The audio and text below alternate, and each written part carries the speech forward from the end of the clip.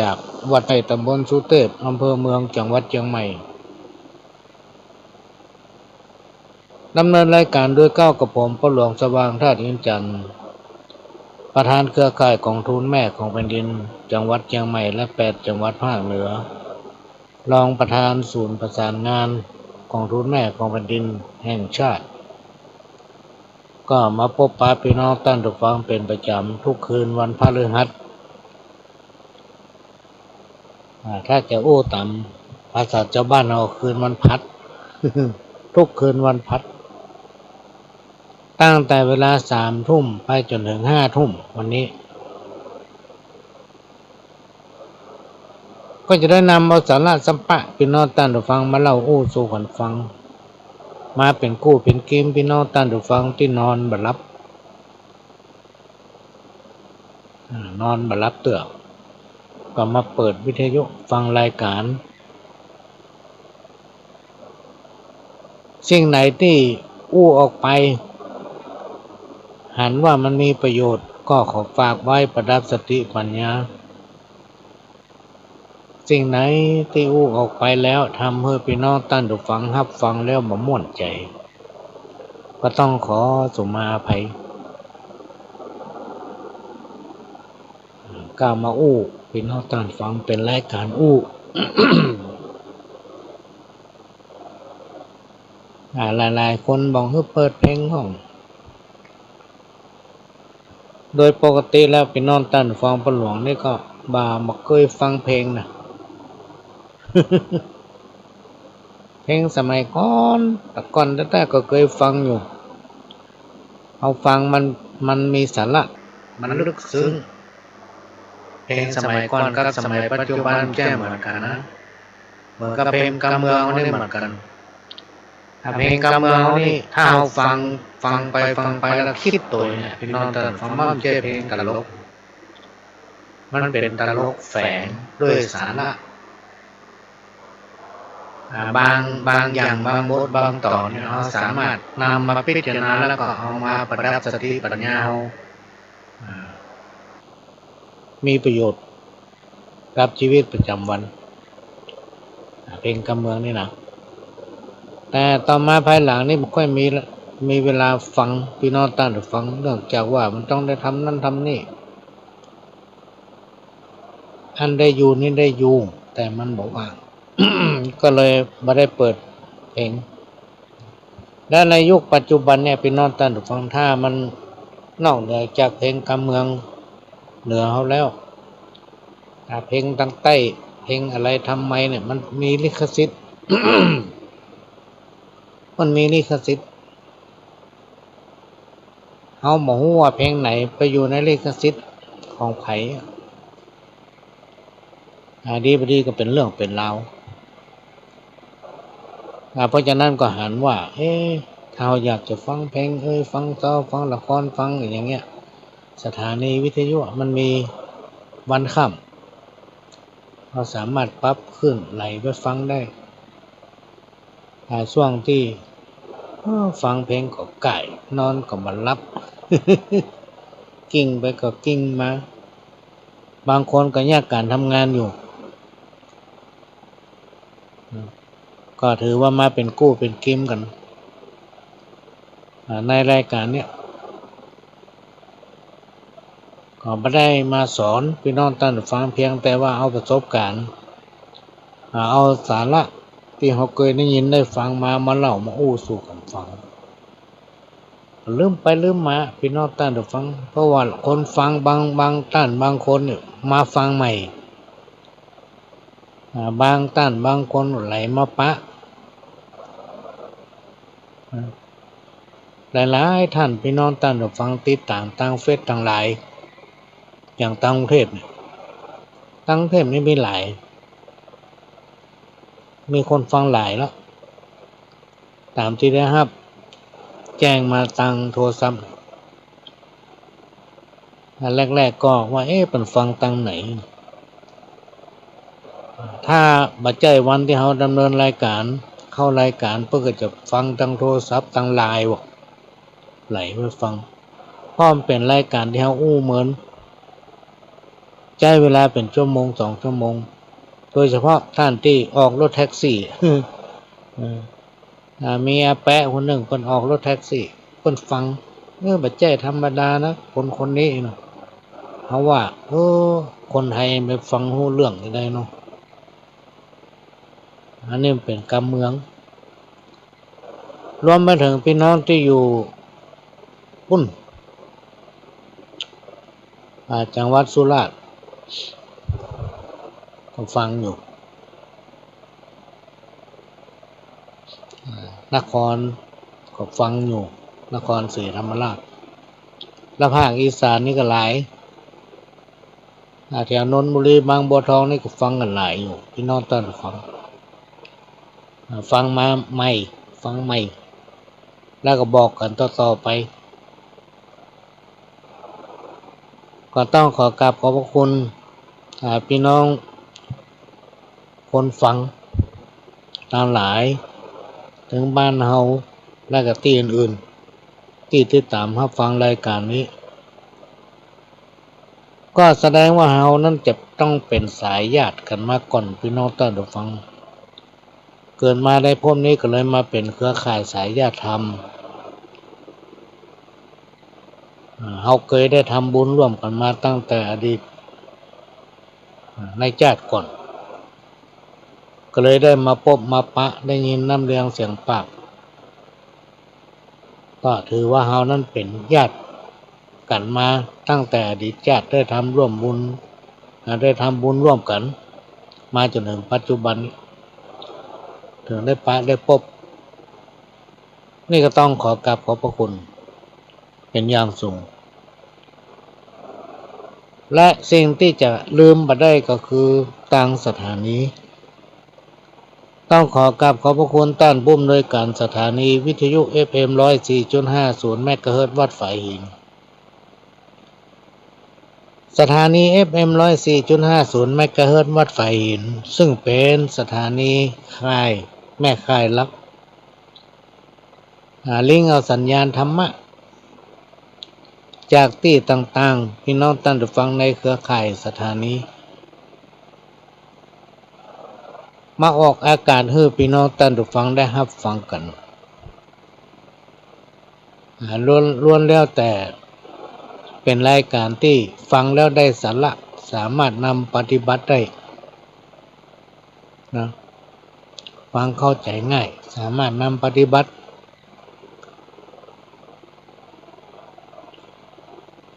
อันนี้ก็ต้องขอกราบขอบพระคุณท่านผู้อำนวยการสถานีที่ได้จัดสรรยืมเวลามาให้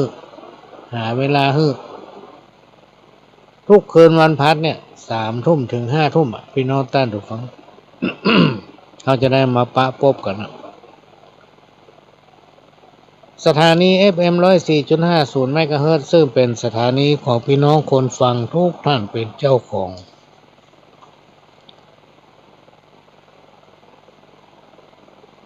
ที่เราจะต้องช่วยกันทนุบำรุงพี่น้องท่านผู้ฟังถ้าเราบัดทนุบำรุงก็เดี๋ยวมันรู้ เครื่องสูบเครื่องยนต์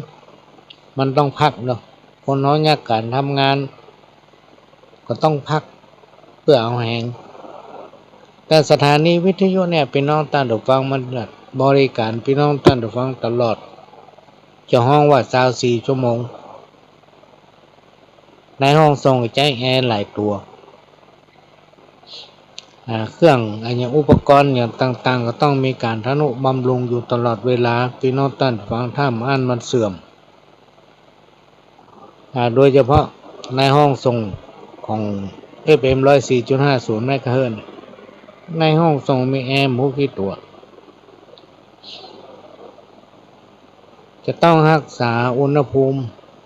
ความเย็นให้มันเสมอถ้าเครื่องมันแห้งเข้าก็เดี๋ยวรู้ และพี่น้องต้านทุกความก็จะมาบ่นนะมันหายไปไหนอะไรกันป้าก็เลยแจ้งขออนุเคราะห์เมตตากับพี่น้องต้านทุกฟังเอาไปได้เรื่องอะไรนะ แต่ขอช่วยกันอุปถัมภ์สนับสนุนทนุบำรุงสถานีตามกำลังของไหวของมันท่านบ่ต้องไปที่วัดไฟหินก็ได้ไปที่ธนาคารไหนก็ได้พี่น้องท่านฟังที่ท่านสามารถไปได้ไปบอกหมายเลขบัญชีของสถานีให้เปิ้นว่าทนุบำรุงสถานี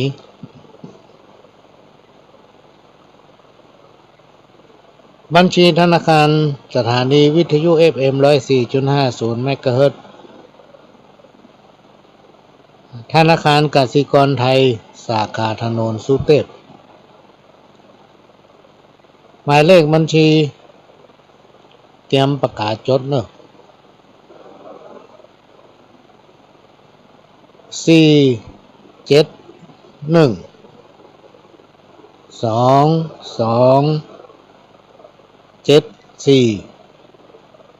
927 471 2274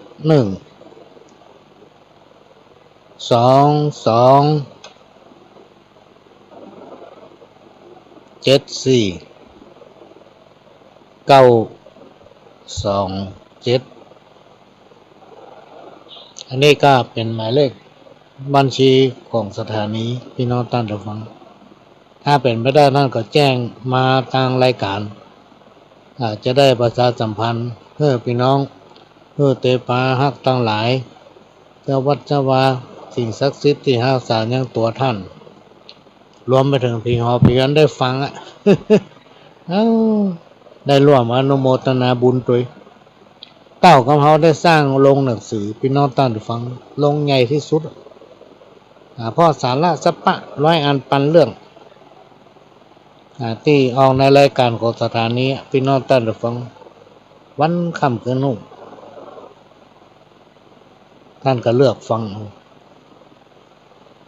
นอนไปรับก็ไหลมาจะเป็นกู้กอมเพื่อรับหลายๆคนฟังน้อยๆเดียวแต่ละหัวอู้คนเดียววิทยุคอมปิด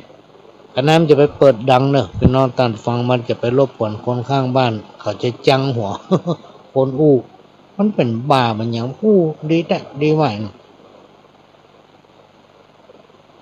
ก็เมื่ออาทิตย์ที่ผ่านมาก็ได้ครับ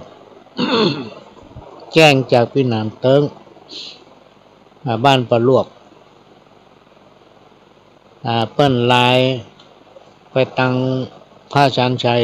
ขอหมายเลขธนาคารกสิกรของสถานีแล้วก็เขาก็ได้ประชาสัมพันธ์ทางวิทยุทำรอบนึงละถ้าท่านถ้ายังไม่ได้ฟังก็ติดต่อไปทางอาจารย์สมัครวัดไฟหินได้โอนปัจจัยไปละก็ต้องขออนุโมทนาทีนี้อยากจะแจ้งทางพี่นานเติงปาหวกซึ่งท่านเป็นบุคคลตัวอย่างได้เป็นตัวแทนของเน่มชีเสงเกี่ยวกับงานจิตอาสาสาธารณะงานวัดงานวา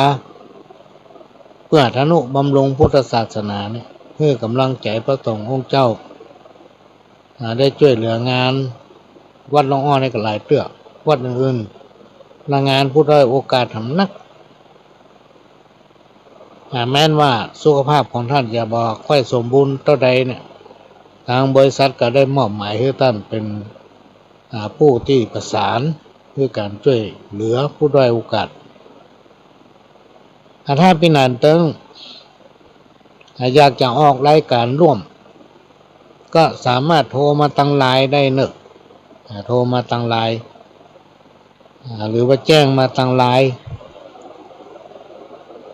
หรือว่าจะโทรเข้าที่โทรศัพท์บ้านในห้องของผู้หลวงนั้นมันมีหมายเลขบัญชีเนาะเตรียมจดเนอะ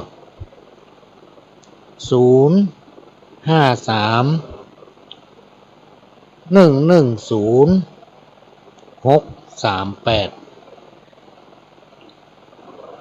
053-110-638 อันนี้เป็นเลขโทรศัพท์ในห้อง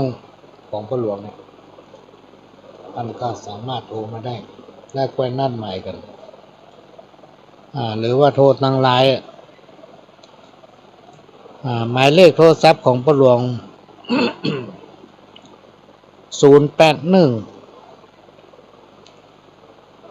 706 5056เบอร์เนี่ยมันเป็นเบอร์ที่ใช้มาเป็น30-40 ปีแล้วมันเป็นเบอร์ไลน์ท่านสามารถแอดไลน์แล้วก็โทรมาทางไลน์ได้บ่ต้องเสี่ยงสตางค์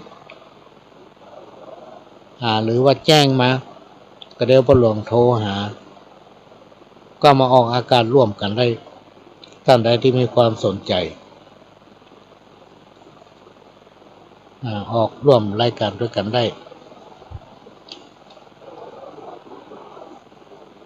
วันนี้พี่น้องท่านผู้ฟังก็มีโอกาสได้ไปบ้านอาจารย์ณัฐพล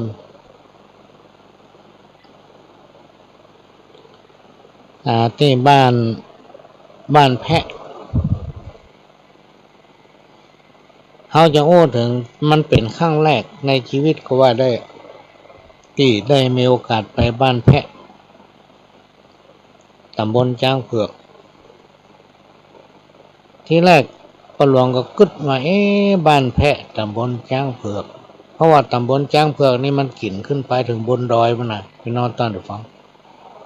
กินขึ้นมาถึงบนดอยขุนจ้างเขียนบนนะ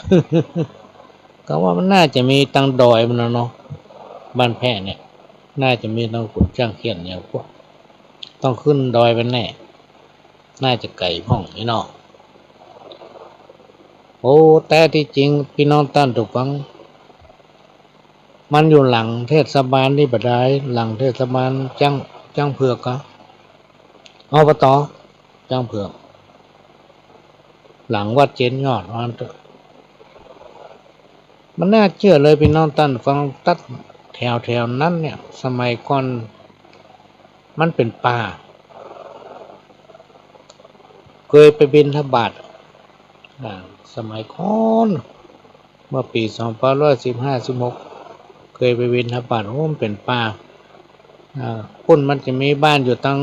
วัดเจนยอดพุ่นเห็นยอมหนึ่งแล้วออกมาตั้งนอกก็จะมีบ้านตั้งปอกนอกในแหมน้อยหนึ่งเดี๋ยวนี้มันเจริญพี่น้องท่านผู้ฟังอุ้ยเจริญขนาดเลย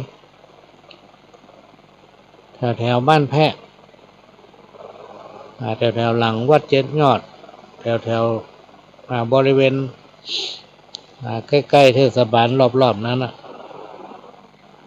ที่มันมีคันส่งน้ำคันคลองส่งน้ำเองแล้วมันเป็นพื้นที่ที่มีความอุดมสมบูรณ์พี่น้องท่านผู้ฟังน้ำไหลตลอดมันน่าเชื่อว่ามันเจริญขนาดเลยส่วนมากก็จะเป็นบ้านครูบาอาจารย์บ้านหมอบ้านแพทย์แล้วก็มีคอนโดหลายหลังเป็นที่พักของนิสิตนักศึกษาแต่เจ้านี้ก็ได้ไปตั้งแต่ออกบ้าน8 โมงกลับมาพอ11 โมงแล้วได้ไปทำพิธีขึ้นเสาเอกเพื่ออาจารย์หมอเพิ่นก็เป็นครั้งแรกที่เป็นคนบ้านเนี่ยได้ไปที่หั่นที่แรกนึกว่ามันไทยไก่ขนาด แต่ก็มีหั่นน้อยนึงท่านก็ได้ร่วมอนุโมทนาบุญในการทอดกฐินของวัดหลวงอ้อมา500 บาทก็ต้องขออนุโมทนาบุญกับท่านณัฐพลในโอกาสนี้พร้อมกับครอบครัวที่ได้ร่วม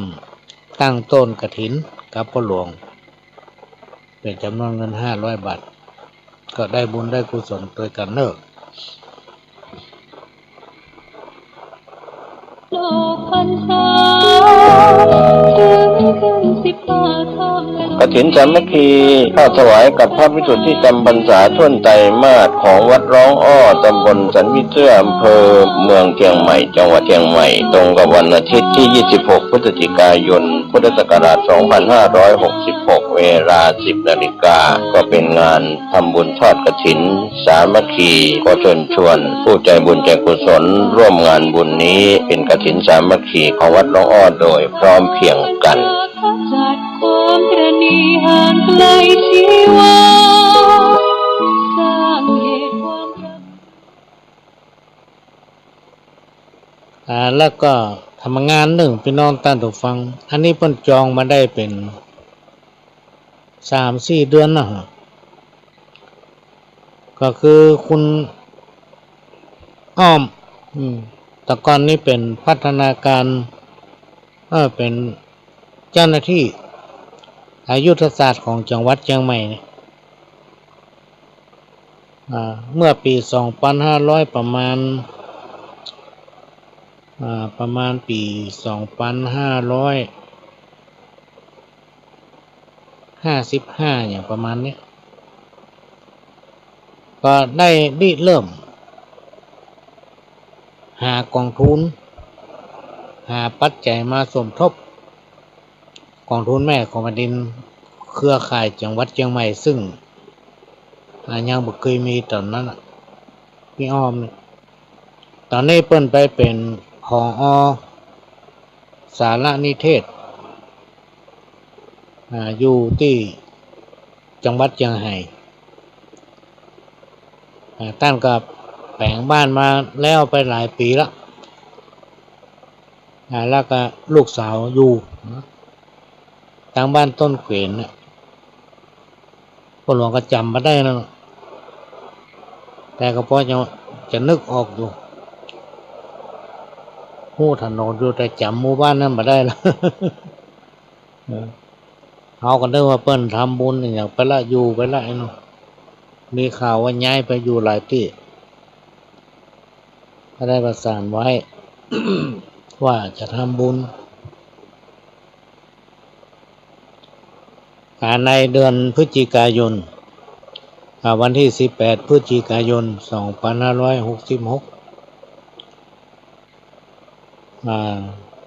ก็จะมีการทำบุญบ้านพร้อมกับวันเกิดของลูกสาวเพิ่นที่บ้านของคุณอ้อม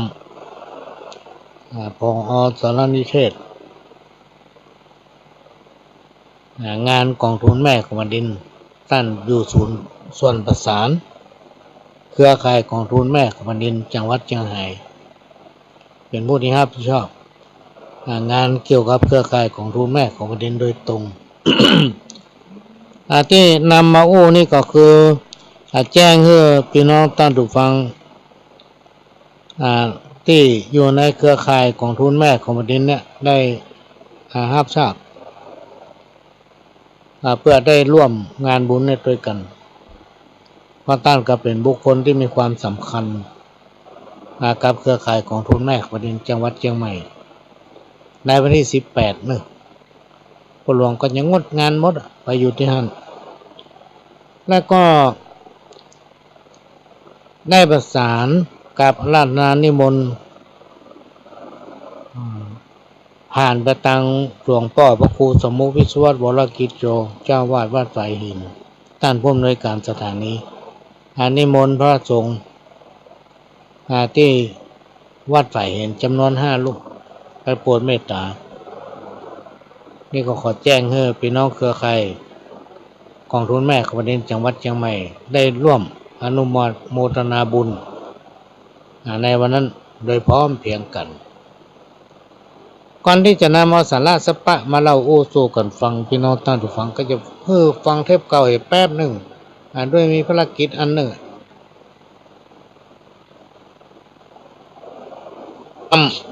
ตั้งศาลพระภูมิศาลเจ้าที่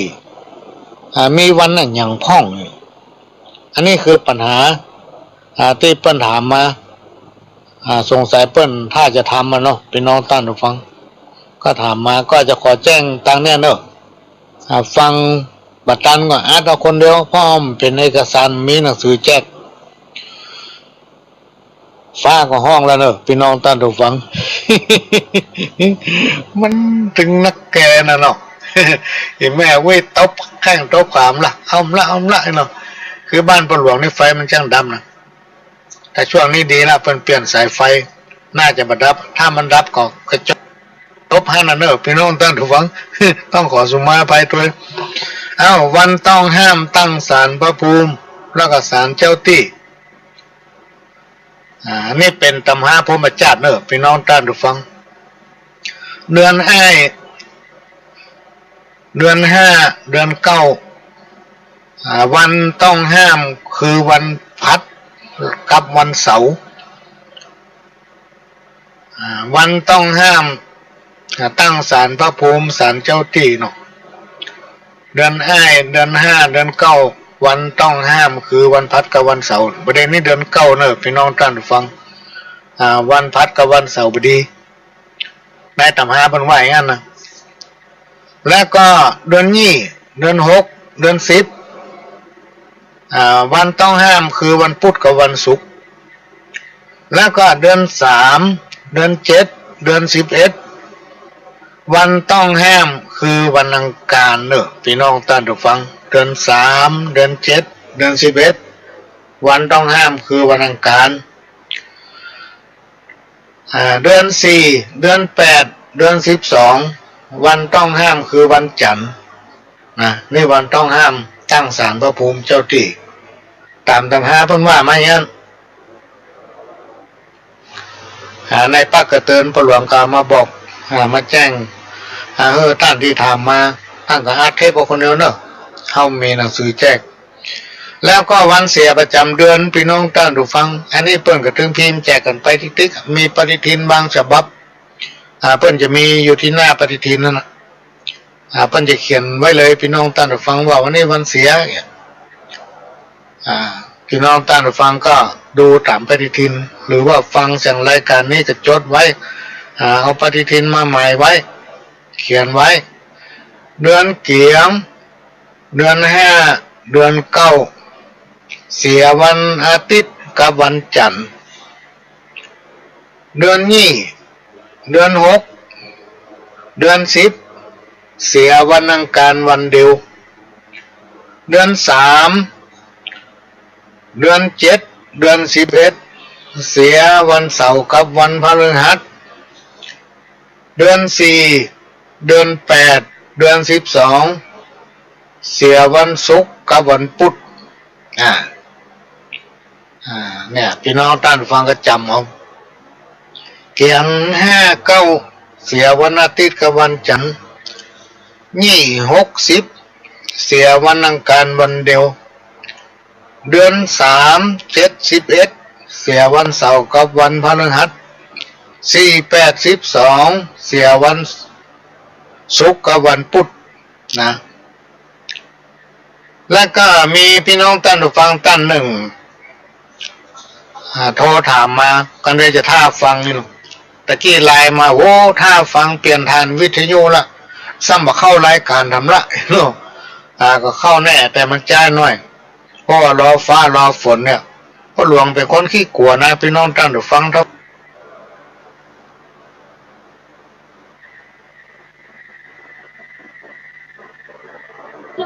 พรรษา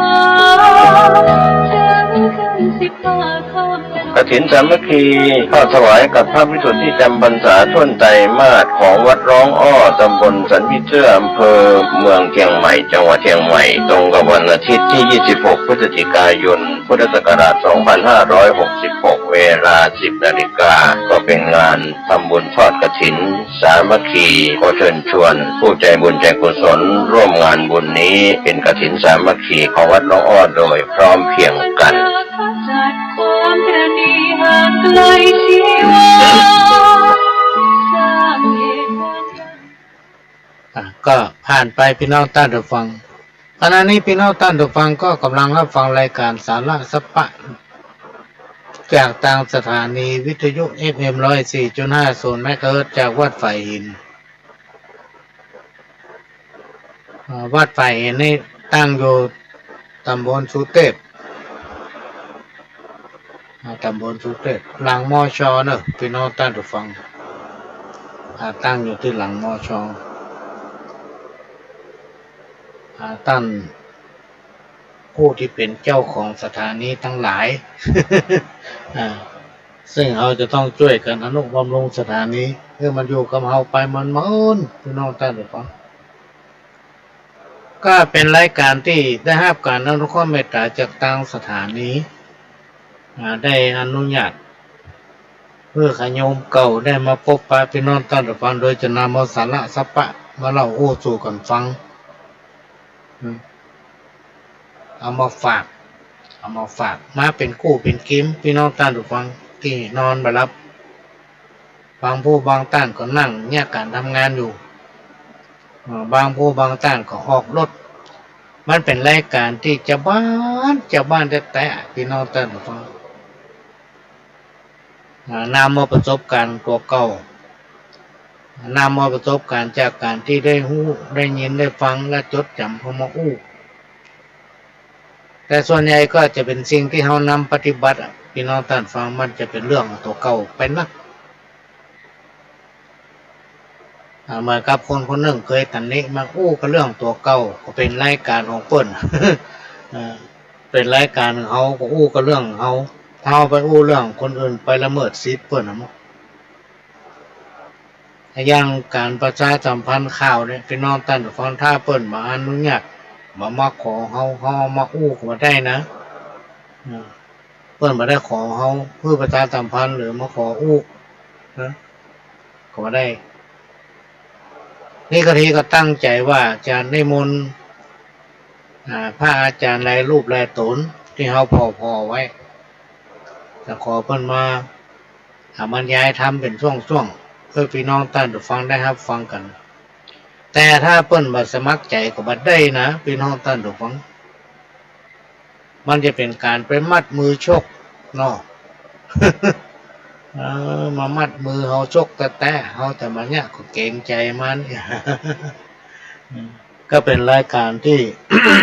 เจ้าบ้านแท้ๆเลยมาอู้ถ้าผู้รักผู้ใหญ่เปิ้นฟังไปว่าโอ้มันไร้สาระเครื่องอู้แบบเจ้าบ้านแล้วก็เรื่องเจ้าบ้านเป็นรายการที่บ้านนอก มีหลายสถานีพี่น้องท่านผู้ฟังมาถามมาขอเพื่อไปออกรายการเนาะก็ปฏิเสธไปว่าถ้าอ่านกับมาลิงเอาจากสถานีของวัดฝ่ายหินเถอะ FM 104.50 เมกะเฮิรตซ์เนี่ยเขามีลิขสิทธิ์แต่มันไปคัดกับลิขสิทธิ์ของสถานีเปิ้นต้องการเนื้อตัวเขาไป เขาก็ไม่สามารถที่ไปได้พี่น้องท่านผู้ฟังเนื่องจากว่ามันจำกัดด้วยเวลาถ้าเขาจะว่ามีเวลานี่คงไม่ใช่เพราะมันมี24 ชั่วโมงเหมือนกันเวลามันมีแต่มันบอกว่าพี่น้องท่านผู้ฟังบางวันนี่ตื่นมาตี 5นี่ตื่นแล้วน่ะ ต้องย่านั่นย่านี้สวดตั้งหนึ่งก็ทำตั้งหนึ่งสวดตั้งหนึ่งก็มาทำตั้งหนึ่งโอนไปเป็นวันบ่มีย่างมาจนถึงเมื่อคืนจนเขาขั้นรับเขาถึงย่างแล้วก็บอกไปได้ว่ามันต้องย่างอย่างห้องนะพี่น้องท่านผู้ฟังบางคนไปสวกหาไปสืบหามันไปตั้งไหนพ่อง มันไปเอวไปอย่างที่ไหนพ่องบ่มีเอวเนอะพี่น้องท่านผู้ฟังถ้ามีธุระน่ะมันไปไหนจะไปเอวหั่นเอวนี่บักกล้าไปพ่ออย่างเขาถึงบักกล้าไปพี่น้องท่านผู้ฟังลูกหลานเขานักลูกหลานหลายนามสกุลธาตุอินจันเนี่ยตำบลแม่โป่งนั่นแทบจะเกินตำบลนะนักแลมเดียวซ้ำกระจายไปเลยไปจังไห้ก็มีไปตั้งแต่แม่ขจารนี่ไปละไปจนถึงจังไห้พดไปแผ่วไปเยาก็มีที่ไหนก็มีหมดพี่น้องตั้งแต่ความท่าเห็นจันเอามาสังเกตก้อยเปิงมันนัก แต่ละคนที่เกิดลูกออกมาเป็นแม่หญิงนี่เป็นส่วนน้อยส่วนไม่ส่วนใหญ่เป็นผู้ชายหมดอ่ะ เนี่ยเขาเลยบอกกล้าไปไหนกลัวปะจะลูกสนานเดี๋ยวลูกหลานจะอับอายหน้ากูลุงกูเนาะ ไม่ให้มันดีมันไปไหนถ้าไปจำเป็นบ่ไป ถ้าไปทำพิธีนั่นนี่เสร็จแล้วก็ปิ๊กบางทีบางวันเนี่ยต้องแยกอย่างหลายๆอย่างชีวิตเขามีความสัมพันธ์กับอาชีพเพราะฉะนั้นไม่ต้องไปสืบ ที่มาโอ้ฟังเนี่ยก็หลายคนไปสืบมันไปที่ไหนพ่องมหานพจน์ไหนสักที่ไหนเขาไปอู้กันแล้วก็มีคนมาบอกคือฟังจังวันนี้อยู่แบบทุกเจ้าไปนอนตั้งหรือฟังก็เดี๋ยวก็จะไหว้พระแล้วนอนถ้าจบรายการนะทีห้าตื่นมาก็ต้องทำนั่นทำนี่เงี้ยเป็นกิจวัตรประจำวันแล้วงานในหน้าที่ช่วงนี้เป็นช่วงที่ต้องรวบรวมอะไรอันอย่างต่างๆเนี่ยพี่น้องตั้งฟังที่เป็นผลงานและกิจกรรมของหมู่บ้านเครือข่ายของทุนแม่ของวันเด่นตึงจังหวัดและ8จังหวัดรายงานไปยังสำนักงานปปสเพื่อเปิ้นจะนำเสนอท้องส่วนกลางในช่วงเนี้ยกำลังเร่งกันขนาดนั้นก่อนหน้าบุญที่ทางสำนักงานพัฒนาชุมชนจังหวัด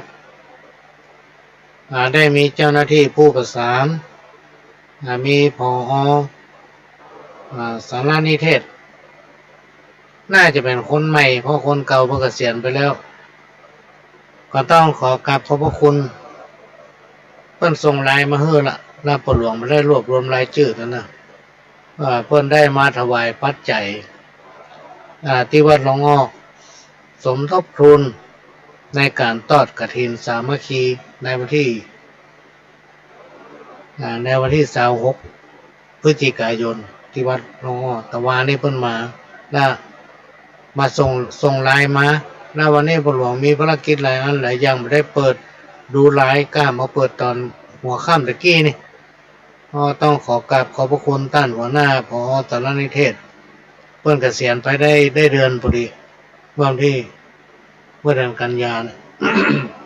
และตอนนี้ตัวมันว่าปี้หมูแดงนะซึ่งเปิ้นไปเป็นผอ.อยู่พะเยาเหมือนกันนะ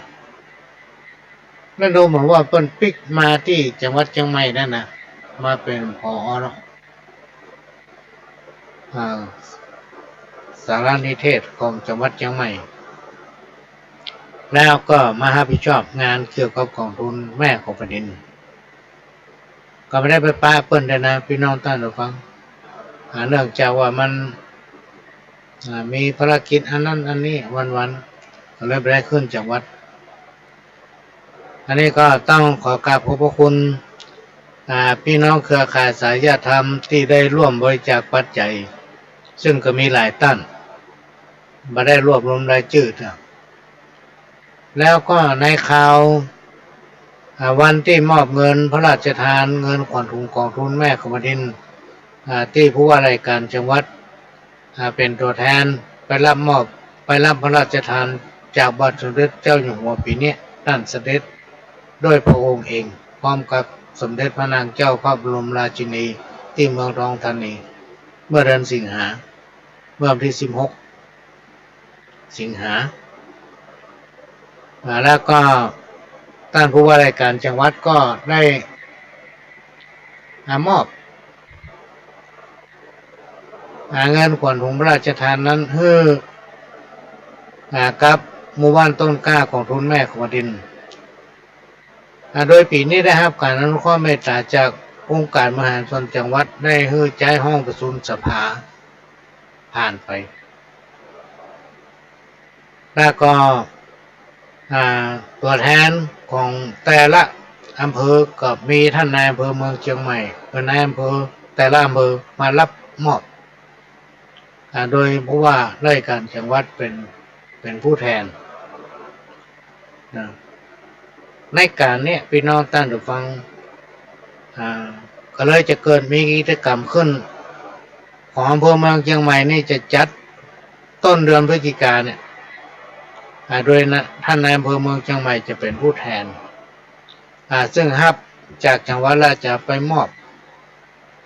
ให้หมู่บ้านต้นกล้าของทุนแม่ของดิน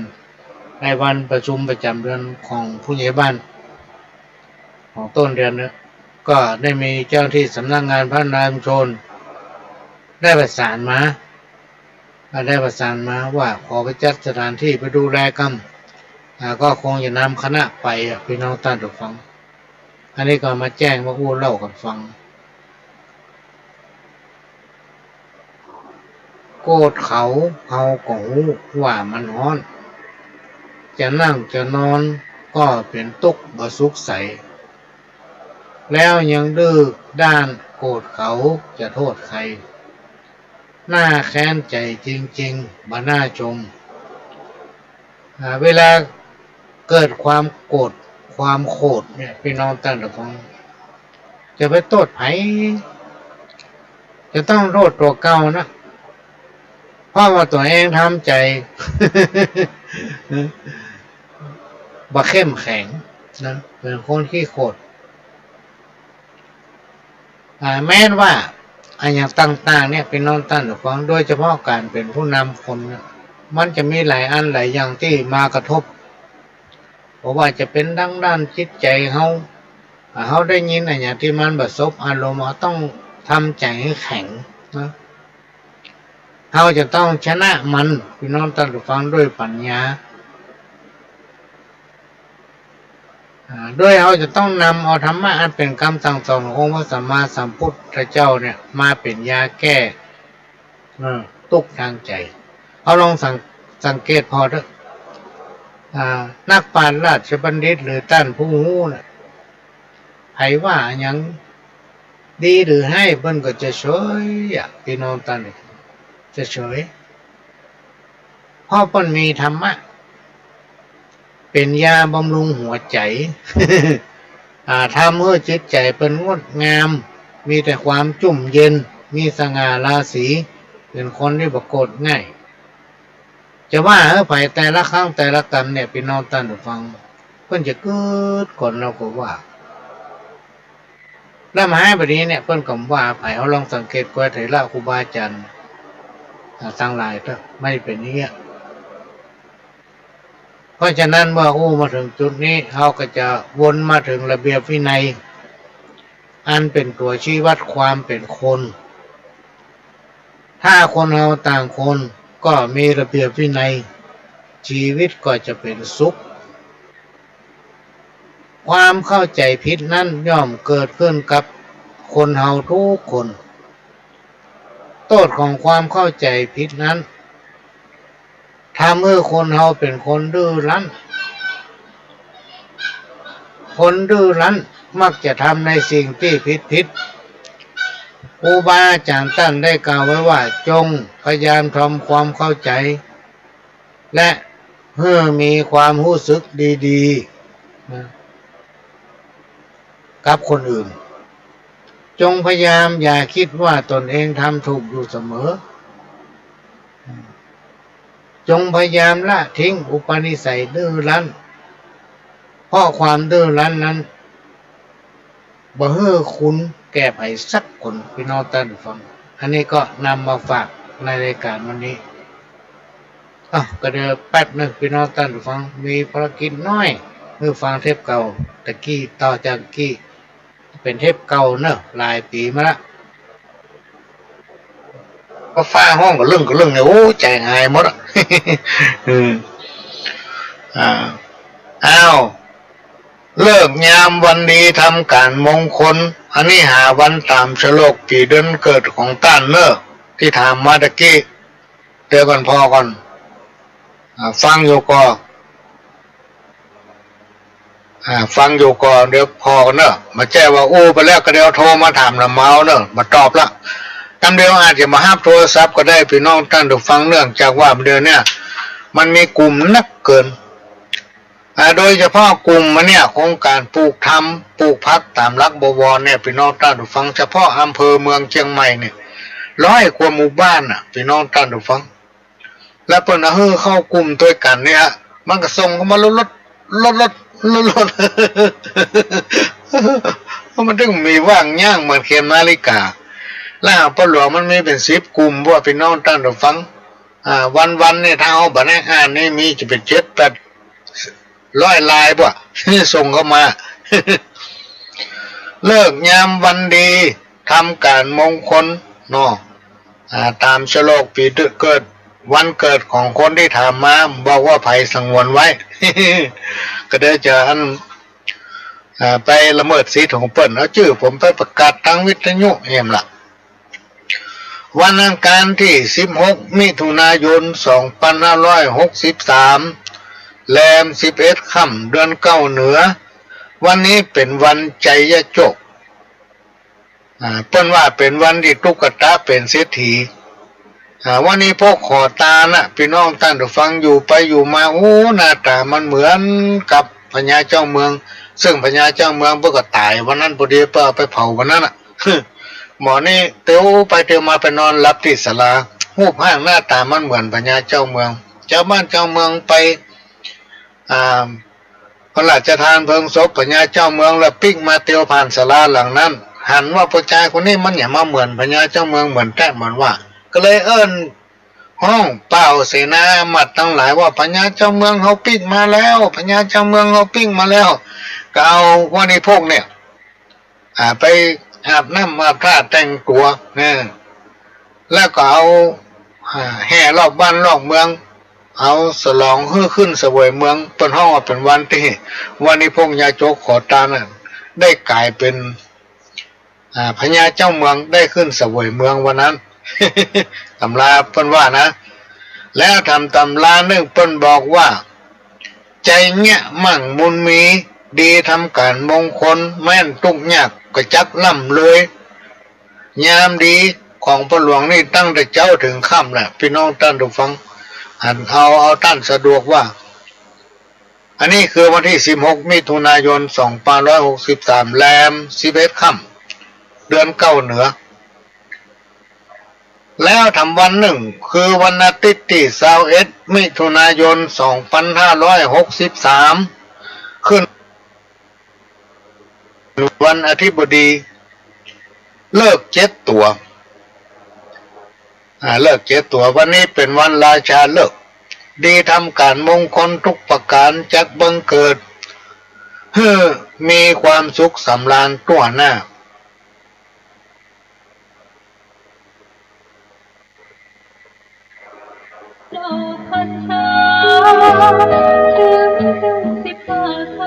กฐินสามัคคีเข้าถวายกับพระวิสุทธิจำพรรษาท่วนไตรมาสของวัดร้องอ้อตำบลสันวิเทื่ออำเภอเมืองเชียงใหม่จังหวัดเชียงใหม่ตรงกับวันอาทิตย์ที่26 พฤศจิกายน พุทธศักราช 2566 เวลา 10 นาฬิกาก็เป็นงานทำบุญทอดกฐินสามัคคีก็เชิญชวนผู้ใจบุญใจกุศลร่วมงานบุญนี้เป็นกฐินสามัคคีของวัดร้องอ้อโดยพร้อมเพรียงกันจัดความตระหนี่ห่างไกลชีวาสร้างเหตุความรักก็มาโอต่อถึงปานราชบัณฑิตกำติกำชมกำอวดกำยกยอสรรเสริญเพื่อจะถือเป็นเพียงลมปากผ่านมาแล้วก็ผ่านไปบ่มีไผคนใดจะประทุกติพี่น้องท่านทุกคนบ่มีไผสักคนที่จะบ่โดนเปิ้นเล่า มันถึงบ่รอดไปไหนสักคนโดนหมดทำดีเปิ้นก็ว่าทำบ่ดีเปิ้นก็ว่าเฮามันแย่อย่างตั้งอย่างเปิ้นก็ว่าเฮาเนี่ยเปิ้นก็ว่ายิ่งถ้าคนทำงานหนักแบบพี่น้องท่านทุกคนทำงานนักต่อใดปัญหานักก่อนคนที่มีปัญหาอย่างสักจังนั่นคือคนตาย แต่ก่อนมีคนเฒ่าคนหนึ่งเพิ่นว่านะ โอ้คนบ่เกิดอย่างคนตายมันต้องมีอย่างตั้งอย่างไผก็ต้องไหวมันได้เพราะมันตายไปแล้วแต่ราชบัณฑิตมันถือว่าคนดีมาติมาว่าอย่างตั้งหลายแล้วเนี่ยบอกว่ามันจะชมหรือว่าติเตียนนินทานถือว่ามันเป็นธรรมดาเมื่อใดที่มีโอกาสได้ฮับใจคนตั้งหลายหรือได้เป็นผู้นำเปิ้นได้เป็นผู้บริหารหรือว่าเปิ้นมอบหมายหน้าที่ให้ธรรมดาหนึ่งเขาจะต้องรู้จักครองใจคนพี่น้องท่านผู้ฟังจะต้องรู้จักครองใจคนเมื่อครองใจคนได้แล้วมีอันยังก็จะเป็นไปอย่างมีระเบียบและก็ราบรื่นการนำคนหรืออยู่กับคนในสังคมนั้นจะต้องมีตึงพระเดชพระคุณ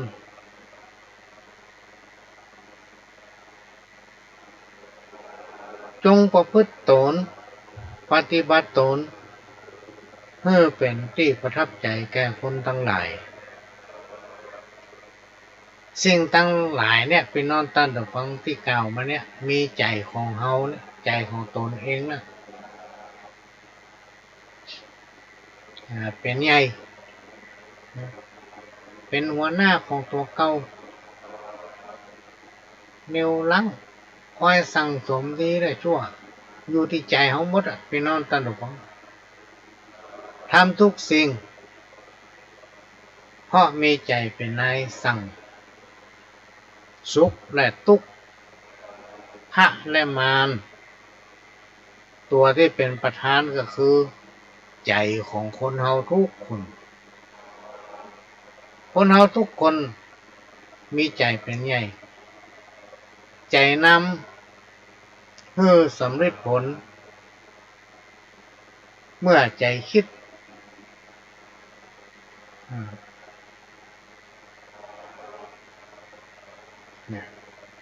ทุกอย่างมาขึ้นอยู่ที่ใจเขาหมดพี่น้องท่านทุกคนแล้วก็จะมาอู้ถึงลักษณะความบดีสามประการที่หนึ่งความเกียจคร้านคือชอบทิ้งหน้าที่การงานบ่มีความรับผิดชอบในกิจการงานอันเป็นหน้าที่ของตนเองเบื่อหน่ายต่อการทำงานพัดวันประกันผู้ใดทำอย่างเนี้ยพี่น้องท่านผู้ฟังครูบาอาจารย์ท่านได้กล่าวว่าบดีมักจะเสียผลประโยชน์ที่ตนควรได้นะผมว่าเป็นแยกการทำงานอย่างที่ไหนก็แล้วแต่พี่น้องท่านผู้ฟังเสียคะแนนนิยมเสียความไว้วางใจประการที่สองประมาทเลินเล่อมีความประมาทอยู่เสมอบ่ฮู้จักรักษาหรือบ่เก็บออมหรือ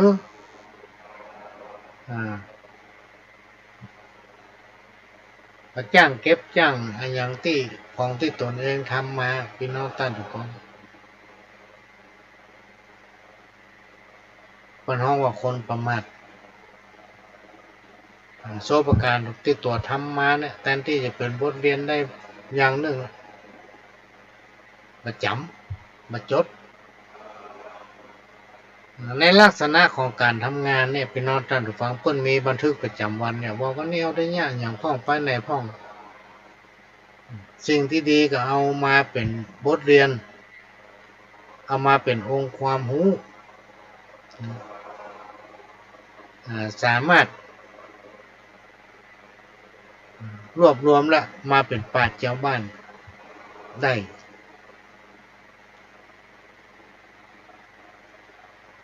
ถ้าไผ่ทำอย่างนี้ได้นะสุดยอดเลยเพิ่นบอกห้องว่าเป็นคนประมาทหรือเลื่อละแต่หลายคนนี่จำได้สักอย่างเนี่ยอย่างมานี่จ นะประการที่สามชอบคบหาเพื่อนบดีนะเป็นคนที่ชอบคุกคีกับคนบดี คนบดีก็คือคนที่มันจ้างปอกลอกป้นเป็นคนดีค่ะเป็นคนหัวประจบมักจะแนะนำเพื่อนฝูงลุ่มหลงในอบายมุขกินเหล้าเล่นการพนันแนะนำกันจ่ายเงินทองแบบสุรุ่ยสุร่ายว่าอาจารย์ตั้งกล่าวไว้ว่าถ้าผู้ใดมีอุปนิสัยลักษณะดังกล่าวมาแล้วบัดนี้จักหาความเจริญในภายหน้าบ่ได้ในอนาคตก็จะปะกับความทุกข์ทั้งกายทั้งใจและพี่น้องท่านผู้ฟังเพิ่นมีคติคำสอนว่าคนดีชอบแก้ไขคนจันไรชอบแก้ตัวคนชั่วชอบทำลายคนมักง่ายชอบทิ้งคนจริงชอบทำคนละยำชอบทิการคบหากับคนพาลเนี่ยพี่น้องท่านผู้ฟังมันมักจะพาเขาไปหาในทางผิดอยู่เสมอมันว่าไผดีสักคนมันจะตรงกันข้ามกับการคบ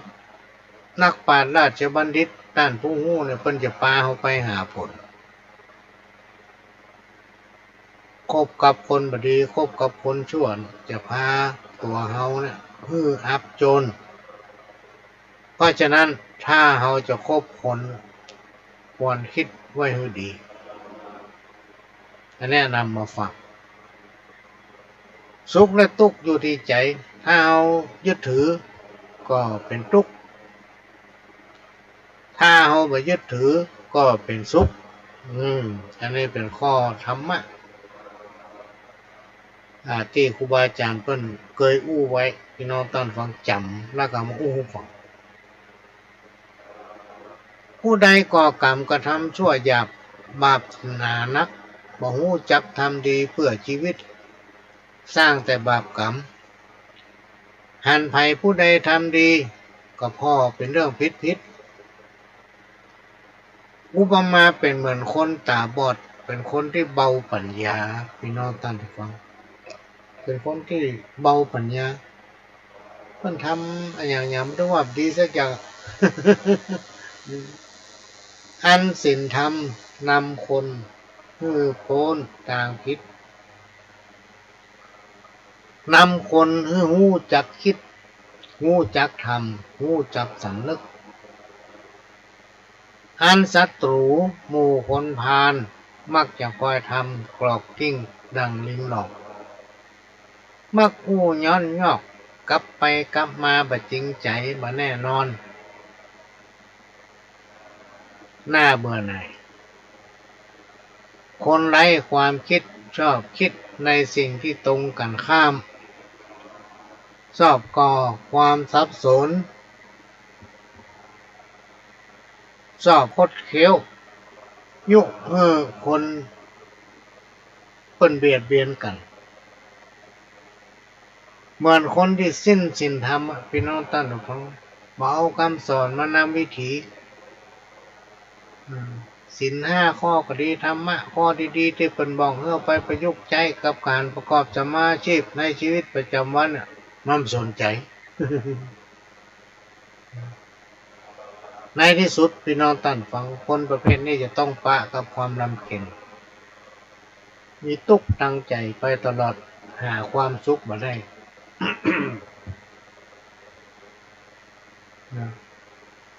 สุภาษิตคติเตือนใจ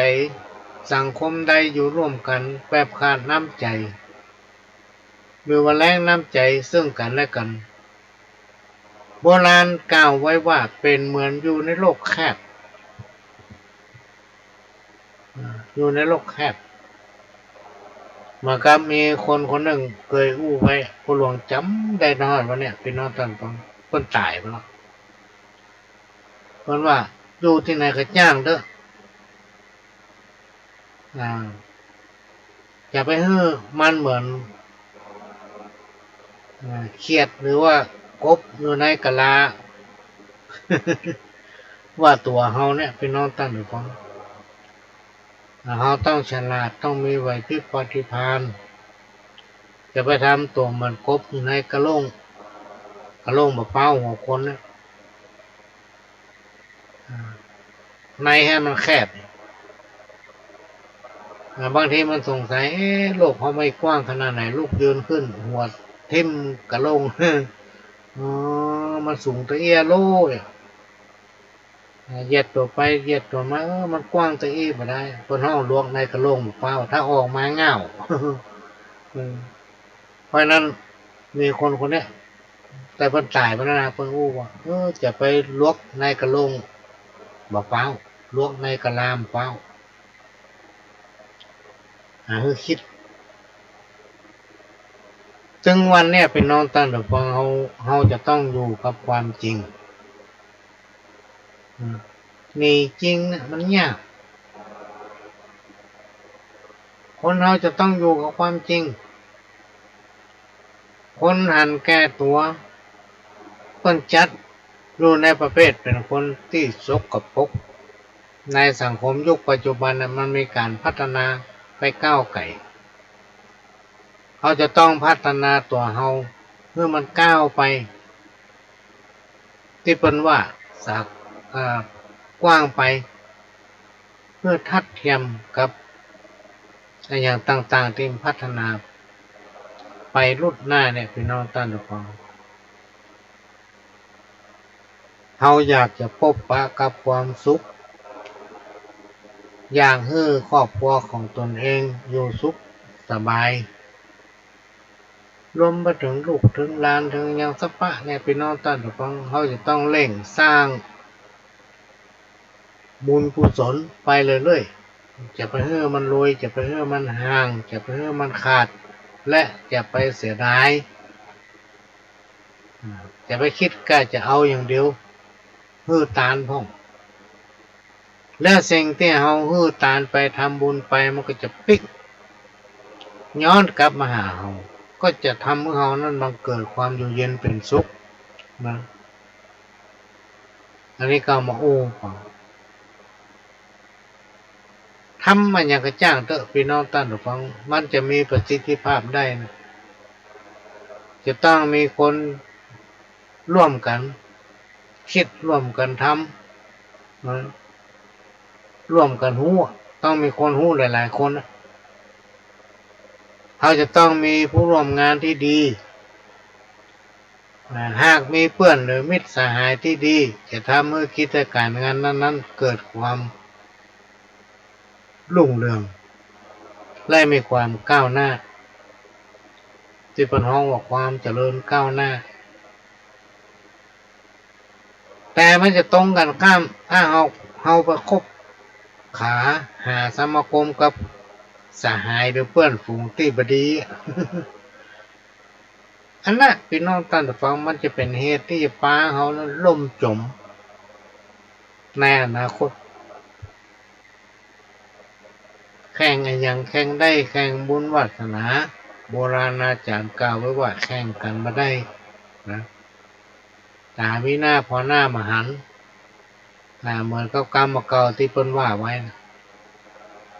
อันนี้เป็นสิ่งที่นำมาฝากไว้พี่น้องท่านผู้ฟังในสังคมยุคปัจจุบันเนี่ยเขาจะต้องเป็นตัวของตนเองมีความหนักแน่นนะบ่ใส่ร้ายบ่เสียดสีคนอื่นสิ่งไหนที่กระทบกระเทือนจิตใจเฮาทำเฮาม่วนใจถ้าเฮาทำอย่างลงไปว่าอย่างลงไปเนี่ยเฮาคิดมาได้มันยังเป็นอย่างนั้นแต่ถ้าเฮาว่าออกปากมันก็ไปสะเทือนใจคนอื่นมันก็ใจเฮาเพราะฉะนั้นเฮาจะต้องเอาใจเปิ้นมาใส่ใจเฮาและเอาใจเฮาไปใส่ใจเปิ้นแทนประการหนึ่งพี่น้องท่านผู้ฟังในยุคปัจจุบันเนี่ย การเชื่อคนง่ายครูบาอาจารย์ตั้งกล่าวไว้ว่าจะเสียคนเร็วเสียคนรวยนะคนบ่ซื่อคนกดคนบ่ดีเนี่ยพี่น้องท่านผู้ฟังคนที่มีเล่ห์เหลี่ยมเหมือนกับพวกคอเซ็นเตอร์ ไอ้พวกหลอกลวงมันจะอู้หวานโบราณอาจารย์เพิ่นถึงกล่าวไว้ว่าคนพาลน่ะมักจะอู้ไพเราะก็คืออู้เพราะอู้หวานนะวิธีที่ป้องกันบ่ให้หลงกำอู้บ่ให้หลงก้นเขาคือหยังเขาต้องป้องกันตัวเองอย่าใจเบาอย่าหูเบาเหมือนกับกรรมที่เป็นคติสุภาษิตคติเตือนใจเพิ่นบอกว่าอย่าไว้ใจทางอย่าวางใจคนจะจนใจตัวเอง อันนี้พี่น้องท่านผู้ฟังคนเฮาทุกคนเกิดมาล้วนมีกรรมเป็นของตนเองคำว่ามีกรรมเป็นของตนเองเนี่ยมันมีไผสามารถเปลี่ยนแปลงกรรมของตนเองได้ยิ่งเป็นอกุศลกรรมคือกรรมที่เกิดจากการกระทำในสิ่งที่บดีในอดีตชาติหรือในชาตินี้ภพนี้เพิ่นห้องจัดอยู่ในบาปข้อเมื่อถึงคราวย่อมจังมีเกิดขึ้นจะนักจะน้อยขึ้นอยู่กับกุศลกรรมก็คือบุญกุศลที่ทำอันนี้เป็นเรื่องที่นำมาฝากพี่น้องท่านผู้ฟังตามเดียวจะให้พี่น้องท่านผู้ฟังฟังเทปเก่าสักรอบนึงทำมาเน้นทุกตอนทุกองสวัสดีพี่น้องท่านผู้ฟังป้าน้อยป้านานป้าอุ้ยแม่อุ้ยนี่ครับฟังรายการจากสถานีวิทยุกระจายเสียงพระพุทธศาสนาแห่งชาติและสังคมขึ้นเพื่อการศึกษาพระพุทธศาสนาและวัฒนธรรม FM 104.50 เมกะเฮิรตซ์จากวัดไฟหินวัดไฟหินตั้งอยู่ตำบลสุเทพอำเภอเมืองจังหวัดเชียงใหม่ดำเนินรายการโดยก้าวกับผมพ่อหลวงสว่างราชอินทร์จันทร์ประธานเครือข่ายกองทุนแม่ของแผ่นดินจังหวัดเชียงใหม่และ8จังหวัดภาคเหนือนี่ก็ได้มาพบปะกับพี่น้องท่านผู้ฟังเหมือนปกติเป็นประจำทุกวันอาทิตย์ตั้งแต่เวลาบ่ายโมงไปถึงบ่าย3 โมงก็จะได้นำเอาสาระสปะมาเล่าโอ้สู่กันฟังเป็นการเปลี่ยนบรรยากาศหลังจากพี่น้องท่านผู้ฟังได้ฟังสาระธรรมะต่างๆจากพระเถระครูบาอาจารย์จากป้าน้อยป้านานและผู้จัดรายการของสถานีวิทยุ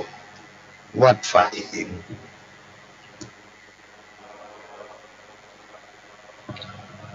ซึ่งเปิดถ่ายทอดออนไลน์เผยแพร่สารธรรมคำสอน24 ชั่วโมง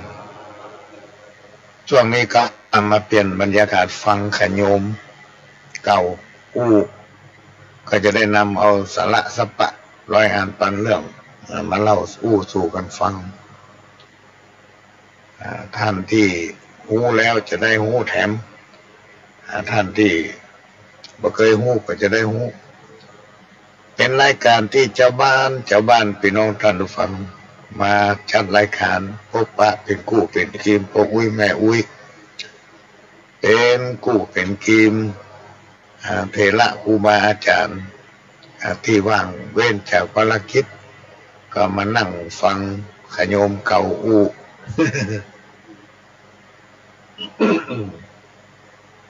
หลายๆท่านพี่น้องท่านผู้ฟังก็ลองเป็นกู้คอมเพื่อรับแท้ๆเปิดฟังให้กำน้อยเดี๋ยวเดินรับไปละหูคนเดียว ช่วงนี้ก็เป็นช่วงเทศกาลสงกรานต์หรือว่าปีใหม่เมืองเหนือเฮาคำว่าสงกรานต์เนี่ยมันเป็นภาษาภาคกลางพี่น้องท่านผู้ฟังเพิ่นว่าสงกรานต์แต่ทางเหนือเฮาเนี่ยเพิ่นฮ้องว่าปีใหม่เมืองเหนือ ปีใหม่เมืองเหนือเฮา อันนี้ก็คือช่วงปีใหม่เมืองเหนือเขาลูกเต้าเราหลานไปเนี่ยการทำงานที่อื่นที่ไกลปิกมาบ้านมาจองมาทำบุญกันที่วัดแล้วก็ไปสะเก้าก่อนที่ไปทำบุญที่วัดก็คือวันดาเนี่ยจะไปไล่สะเก้าดำหัวผู้สูงอายุคนเฒ่าคนแก่ผู้ที่เคารพนับถือพอตกตอนเจ้าทำวันหนึ่งไปบุญที่วัดถ้าไผ่ไข่หู้ตำนานความเป็นมาของปีใหม่โดยเฉพาะละอ่อนนี่เขาถึงหมูเด็ดขาดพอไผ่ถึงหมูเขาฟัง ในตำรับตำรากำเจมีพี่น้องท่านผู้ฟังในวิชาเฮียนวัฒนธรรมประเพณีพื้นบ้านเห็นมีหลายๆที่ว่าล้าหลังแล้วมันบัดทันสมัยละสมัยอโพโลละเดี๋ยวนี้โล แต่เป็นสิ่งที่เราลืมมาได้พี่น้องท่านฟังวัฒนธรรมประเพณีเช่นว่าบุรุษเช่นปู่ย่าตายายเปิ้นเขานับถือกันมาถึงตัวพ่อเปิ้นมั่นใจว่าวัฒนธรรมฮีบห้อยประเพณีของเฮานั้นทำให้ฮักกันทำให้คนในสังคมชุมชนมีความสมัครสมานสามัคคีทำให้ลูกให้หลานบอกว่าจะไปอยู่ที่ไหนจะทุกข์จะยากจะร่ำจะรวยถึงเวลาปีใหม่เมืองก็พลิกมาหาพี่หาน้องหาพ่อหาแม่เรียกว่าบรรลืมตระกูลนะตระกูลกลัวไม่ไหนก็ไปฮะนะอย่างน้อยๆก็ได้ไปกินข้าวร่วมกันได้ไปแต่งไปดาห่อข้าวต้มขนมคนสมัยก่อนเพิ่นห่อข้าวต้มขนมสมัยนี้ก็มีอยู่ที่ห่อข้าวต้มขนมแต่ว่าคนสมัยรุ่นปัจจุบันเนี่ยรุ่นลูกรุ่นหลานเขาเนี่ยเขาต้องมาห่อพี่น้องเดินฟังมันมาตั้งใจเขาร้านสะดวกซื้อมีปลาเลอะกาต้องกัดแรงกัดเจ้าก็มีปลาเลอะของที่เขาจะทำเนี่ยบางทีมันก็ลำอร่อยหรือเขาเนี่ยก่อนแต่บางทีมันบาอร่อยมันก็บาลำมันเหมือนเขาเนี่ย เพราะนั้นพี่น้องท่านฟังในช่วงเทศกาลปีใหม่เมืองเฮานี้ถือว่าเป็นเดือนแห่งการแสดงออกซึ่งความกตัญญูกตเวทิตาคุณต่อพ่อต่อแม่ต่อบรรพบุรุษรวมไปถึงวีระบุรุษคำว่าวีระบุรุษผู้ที่กอบกู้บ้านกอบกู้เมืองกอบกู้แผ่นดินจากอริราชศัตรูนะมาเป็นผืนแผ่นดินของเราเมื่อเป็นกอบกู้มาได้แล้วก็ทำเขาได้อยู่อาศัยแบบร่มเย็นเป็นสุขมันก็ยังเผลอ มาแย่งเอาขึ้นไปกำน้อยกำไหนจนเป็นขวานพี่น้องนะฟังเป็นหูขวานไปเลยนะเป็นหูขวานแผ่ผืนแผ่นดินแผนที่ของประเทศไทยเขาเนี่ยพอเขามาลู่เอาไปกำน้อยกำน้อยแล้วในโลกปัจจุบันเนี่ยในยุคปัจจุบันเนี่ยสังคมของพื้นบ้านล้านนาของเฮานี่พี่น้องท่านผู้ฟังมันชักจะมีการเปลี่ยนที่มันเปลี่ยนเพราะอันอย่างเพราะว่ามันมีหลากหลายสังคมเข้ามาอยู่ผสมผสานบอกว่าจะเป็นในรูปบ้านจัดสรรบอกว่าจะเป็นในรูปบ้านของเฮาสมัยก่อนในสังคมชุมชนเราเนี่ยมันมีแค่คนบ้านเฮาหรอกอยู่เกิดท่านเป็นนี่มีที่ภูมิลำเนาอยู่ที่เนี่ยแต่ในยุคปัจจุบันนี่อยู่ที่ไหนที่ไหนก็มาอยู่รวมกันในสังคมชุมชนนั้นนอกจากชนบทรอบนอกแต่มันถึงจะเป็นคนในพื้นที่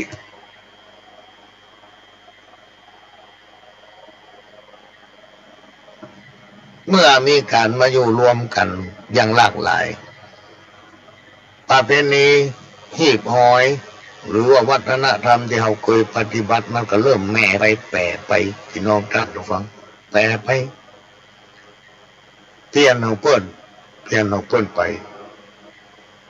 เพราะนั้นสิ่งทั้งหลายเหล่านี้ถ้าเอาไปช่วยกันอนุรักษ์รักษาไว้อนาคตลูกเต้าเราหลานเราจะมู้เรื่องแล้วในที่สุดเขาจะทำมาถูกต้องนอกจากทำมาถูกต้องแล้วจะโดนวัฒนธรรมหรือว่าคนอื่นที่เปิ้นปฏิบัติไม่ใช่เหมือนทั้งเฮาเนี่ยแต่เข้ามามีอิทธิพลในบ้านในเมืองเฮาจะมาเปลี่ยนแปลงวัฒนธรรมประเพณีของเฮาไปก็จะทำเพื่ออย่างที่มันขังพี่น้องท่านผู้ฟังมันจะเสื่อมมันก็มีตำราปักกระตือนหนังสาเนี่ยตำรายันเตียนเนาะง่ายเอามีตำรายันเตียนเพิ่นบอกว่าลดเคราะห์นะสืบชะตาผู้จาจกนะถ้าเป็นยันเทียนบลอดบอกเลยว่ายันเทียนบลอดถ้าจะเป็นยันเทียนนกคุ้มบอกเลยว่ายันเทียนนกคุ้มพี่น้องถ้าเป็นยันเทียนเกื้อสืบชะตาราศีสำหรับคนที่ประสบายเพื่อแม่จะหมายไว้ขนาดว่าขีดเส้นเนี่ยพี่น้องท่านผู้ฟังถ้าว่าเส้นมันไปขีดกันเส้นมันขาดจะติดปากกาบออกก็ดีด้วยดินสอมันสดก็ดีเส้นมันขาดเส้นมันขี้กันต้นนี้มันคือขีดซ้ำสมัยครูบาอาจารย์ถ้าไปเชื่อก็ไปถามพระพุทธานคนเก่าคนแก่ที่บนหัวต้นนี้ขีดซ้ำดูกำลังยันเตียนเนี่ยสมมติว่าเอาขีดออกมาเป็นแผงแล้วพี่น้องท่านดูฟังคณะต้องเขียนหนังสือเข้าไปในแผงยันนั้นถ้าว่าหางหนังสือหรือว่าหัวหนังสือมันไปขี้กับเส้นตารางของยันน่ะแผงของยันน่ะเฮือนของมันน่ะง่ายๆเอาขีดแล้วเอาเขียนหนังสือปรากฏว่าหนังสือมันไปขี้กับเส้นมันก็บัดได้นะพี่น้องท่านผู้ฟังตัวหนังสือนี่จะไปขีดไปใกล้กับเส้นมันไปทับกับเส้นมันไปติดกับเส้นมันก็ไม่ได้นะแต่หัวก็ไม่ได้นะพี่น้องท่านผู้ฟังสมัยครูบาอาจารย์เปิ้นตะกอนเนี่ยและเปิ้นกับมือก๊อปปี้เคยประหลวงเคยถามครูบาอาจารย์ว่าอาจารย์มันนักหนาป้านในเฮาซื้อกระดาษก๊อปปี้มาห่อเขียนดีค่ะเขียนเตื้อได้3 เล่มนี่น้องบดีพูดว่าบดีเอาไปพิมพ์ซ้ำไปใหญ่เลยพี่น้องท่านผู้ฟังแล้วมาในยุคปัจจุบันนี่สิ่งทั้งหลายที่กล่าวมานี้เริ่มจะเป็นธุรกิจมันเป็นธุรกิจมาเมื่อนะนี่ไม่ได้ว่าอภัยตามรักแล้วเพื่อนเมื่อเอาไปเป็นธุรกิจเมื่อเอาไปเป็นธุรกิจเอาปริมาณนะประทำอย่างที่ว่ามาแล้วประทำเมื่อฤทธิ์เดชนะบางทีมันจัดขังแต่เอาไปทำมาถูกต้องตามที่ของเพิ่นเอาไปตามอย่างนั้นนะพี่น้องท่านผู้ฟังถามอย่างนั้นนะนั้นนี่อย่างบางคนหลายผู้หลายท่านโทรหาประหลวงว่าหลวงเจ้ากับไปมากุฏิกุฏังเนี่ยสะเป็ดเนี่ยอย่างใดมันก็อย่างนั้นน่ะมันจะไปขังอย่างใดพี่น้องท่านผู้ฟังเพราะมันเป็ดหรือว่าพิษเพี้ยนไปจากกรรมที่ครูบาอาจารย์เพิ่นว่าไว้ในตำราแผงยันเตียนนี่ถ้าไผ่บอกอาหารมาบอกมาแจ้งว่าแปลงไว้รอได้เนี่ยพี่น้องท่านผู้ฟังครูบาอาจารย์ไม่ถือขนาดมาแจ้งแปลงไว้รอได้เพราะว่าเขียนไปทั้งช่องกลางของตำราเพิ่นจะมีชื่ออยู่ในนั้นเนี่ยเพิ่นอยู่ว่าเกิดอยู่ในช่องกลางแต่ถ้ามีไผมาบอกไผมาสร้างเนี่ยเขาไปเขียนแล้วชื่อไปใส่ทางกลางนั่น แต่นี่ถ้าเชื่อไปใส่มันก็ไม่ดีจะเป็นได้ปล่อยให้มันเป่าก็เป็นเทียนตาเป่ากะพี่น้องท่านผู้ฟังเทียนตาเป่าแล้วถ้าเอาเขียนไปหรือว่าเอามาเขียนทั้งนอกเตียงหรือว่าเขียนใส่กระดาษที่ออกมาคิดข้างนอกนี่เรียกว่าไปอู้ตามความเป็นจริงน่ะตอนที่คนโทรมาหาผู้หลวงเนี่ยว่าเอาไปตามยังได้มันยังมาสำเร็จเนี่ยที่จริงเขาเปิ้นดีหมดอะแต่คนที่เนี้ยนะเอามาเนี้ยถูกชื่อมันมีตั้งต่างไส้มันมีตั้ง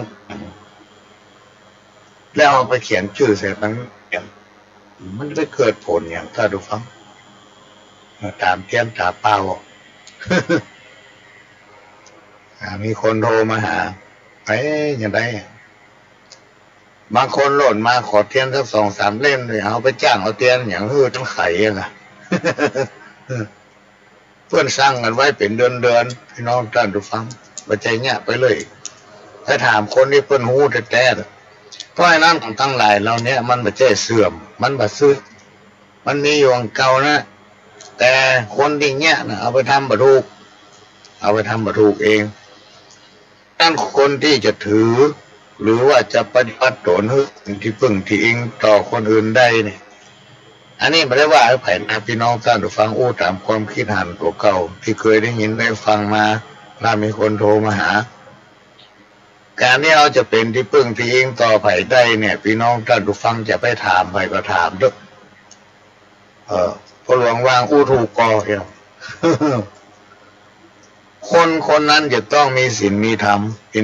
น้องท่านผู้ฟังจะต้องมีศีลมีธรรมถ้าคนมันมีศีลมันมีธรรมไม่ไปสอนไปได้ไผ่มาเขาลบนับถือมันอ่ะศีลมันก็มีธรรมมันก็มีอ่ะแล้วคนเรานี่มีหลายลักษณะบางทีโอ้ยแต่งตัวจะดีคำอู้คำจานี่เจ้าพ่อในแม่อู้คำกับธรรมะธรรมโมพุทโธธรรมโมสังโฆอย่างหูหมดน้ำไหลไฟดับแต่ตัวเองไม่ได้ปฏิบัติไม่ได้ปฏิบัติพี่น้องท่านผู้ฟังง่ายๆสมมติว่ามาเดียวเนี่ยเขาจะทำพิธีอันเป็นมหามังคละคือห้องเข้าสู่ขวัญคนตะก้อนนี่เดือนเก้าก็ดีปีใหม่เมืองเขานี่ก็ดีเพื่อนจะแปลงคันเขาตอกดอกไม้จะใบสีนี่ไม่ค่อยมีถ้าเป็นใบสีนี่เพื่อนจะเอาทำพิธีให้พระเถระครูบาอาจารย์ทุกเจ้าพอน้อยพอหนานคนที่เป็นคหบดีปอกก้าก็จะแต่งใบสีปากจำใบสีเอาหันขันผูมือถ้าเป็นคนธรรมดาก็มีตอกดอกไม้ถ้าว่าบ้านเรามีกี่คนสมมติบ้านเรามี6 คน6 คนถ้าเป็นครอบครัวเดียวอาจจะใช้ไก่ผู้เดียวถ้าเป็นลูกเป็นหลานเขาแยกตัวออกไปละไปมีครอบครัวใหม่อาจจะใกล้คนกู้คนแล้วไปเชิญพ่ออาจารย์มาสู่เข้าห้องขวัญสู่ลวดกันนั่นนะจับสลากลวดกันนั่นนะแล้วก็มัดมืออีพ่อก็มัดมือลูกก็น้ำก็เม่นข้อมปล่อยให้พ่อสละสลงเป็นการห้องเอาเข้าเอาขวัญมาอยู่กับเนื้อกับตัวเพื่อความมั่นคงของตัวเองการทำมาค้าขายการไปเนี่ยการทำงานยังกระจ้างที่ตั้งใจไว้ในปีหน้าก็จะประสบความสำเร็จมีความเจริญรุ่งเรืองแต่การที่เอาเตรียมของพี่น้องแต่ละฟังอันนี้สำคัญที่สุดมีคนโทรถามมาหลายคนเนี่ยยังก็เนี่ยหมดนะปีใหม่ทุกปีจะบูชาข้อบูชาธาตุเลี้ยงเจ้าที่เจ้าตั้งขึ้นเต่าตั้ง4 ห้องขวัญเอาประจานเป็นม้าเนาะที่มันบัดสำเร็จผลเพราะอันอย่างพี่น้องท่านฟังลองพิจารณาบทเถอะลองไปถามคนที่เป็นหูโดยเฉพาะเอาแปลงขันพุงมือเอานั่งเนี่ยใจมีไหนมีเบาหูปากถึงมันย่างบึดอีเจ้าบึดอีคำบึดปูชันบึดไอ้นี่ทั้งเหนือทั้งใต้สารพัดเรื่องยิ่งกันหลายก็เรื่องนักมาอู้กันคน คนที่ทำบ่มีสมาธิพี่น้องท่านผู้ฟังเมื่อทำไปแล้วมันก็สำเร็จผลเพราะมีสมาธิในการทำอย่างพื้นที่หมดแล้วมีสมาธิในการทำมันก็เอาไปทำบุญใจมีไหนมีเบาใจบรวบรวมสมาธิตัวเก่าพระมหาเพิ่นจะเป็นนำไหว้พระสวดมนต์นี่หยังก่อนเดียวศีลเอาช่วยร่วมกันไหว้พระสวดมนต์ก่อนนอเพื่อให้จิตมันสงบก็เดี๋ยวจะได้ห้าศีลห้าปอนเมื่อใจเขาสงบเนี่ยมันก็สำเร็จเมื่อเขาจะเนี่ยอย่างหลายๆอย่างเนี่ยถ้าจิตใจเขาตั้งมั่นความสำเร็จผลย่อมเกิดขึ้นครูบาอาจารย์เพิ่นบอกว่าจะไปเอาของมาเดิมมาเก่าเนี่ยไปหามันมาที่ว่ามันมาที่ก็คือมันมาสำเร็จผลมันมีฤทธิ์มีเดชเมื่อมันมีฤทธิ์มีเดชคนที่เนี่ยไปก็เอาไปว่ากูก็ทำอันนั้นกูก็ทำอันนี้กูก็ทำมันเป็นเรื่องเป็นเล่าในที่สุดความเชื่อถือมันหาย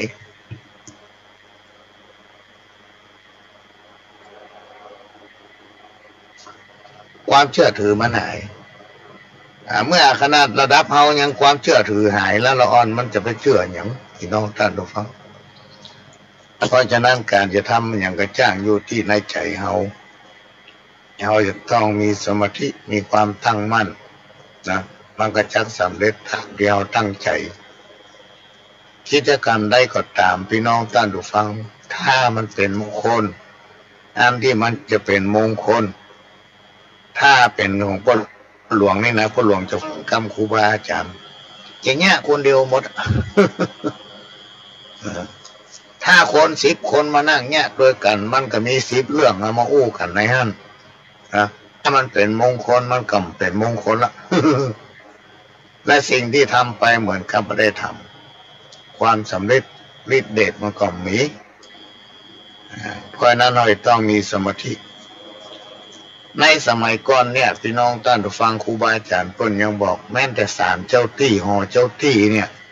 เพิ่นยังบอกว่าก่อนเนี่ยเขาจะเนี่ยเขาต้องศีลปฏิบัติศีลภาวนา3 4 5 วันก่อนเนอะถึงจะไปเนี่ยก็เพิ่นได้ไปเจิญเพิ่นได้นะไปอู้กับเพิ่นได้ในขณะที่เขาไปปฏิบัติเนี่ยสักอย่างเนี่ยเราไปเนี่ยผลมันก็มีน้อย1 ใน 100พี่น้องท่านผู้ฟังเมื่อเราทำมาถูกต้องมันมี1 ใน 100นั่นเราเข้า99 คนนั่นจะเสื่อมละโอ้เป็นไรนั่นก็เนี่ยผ่านได้เรื่องเราในที่สุดหีบหอยจากจิต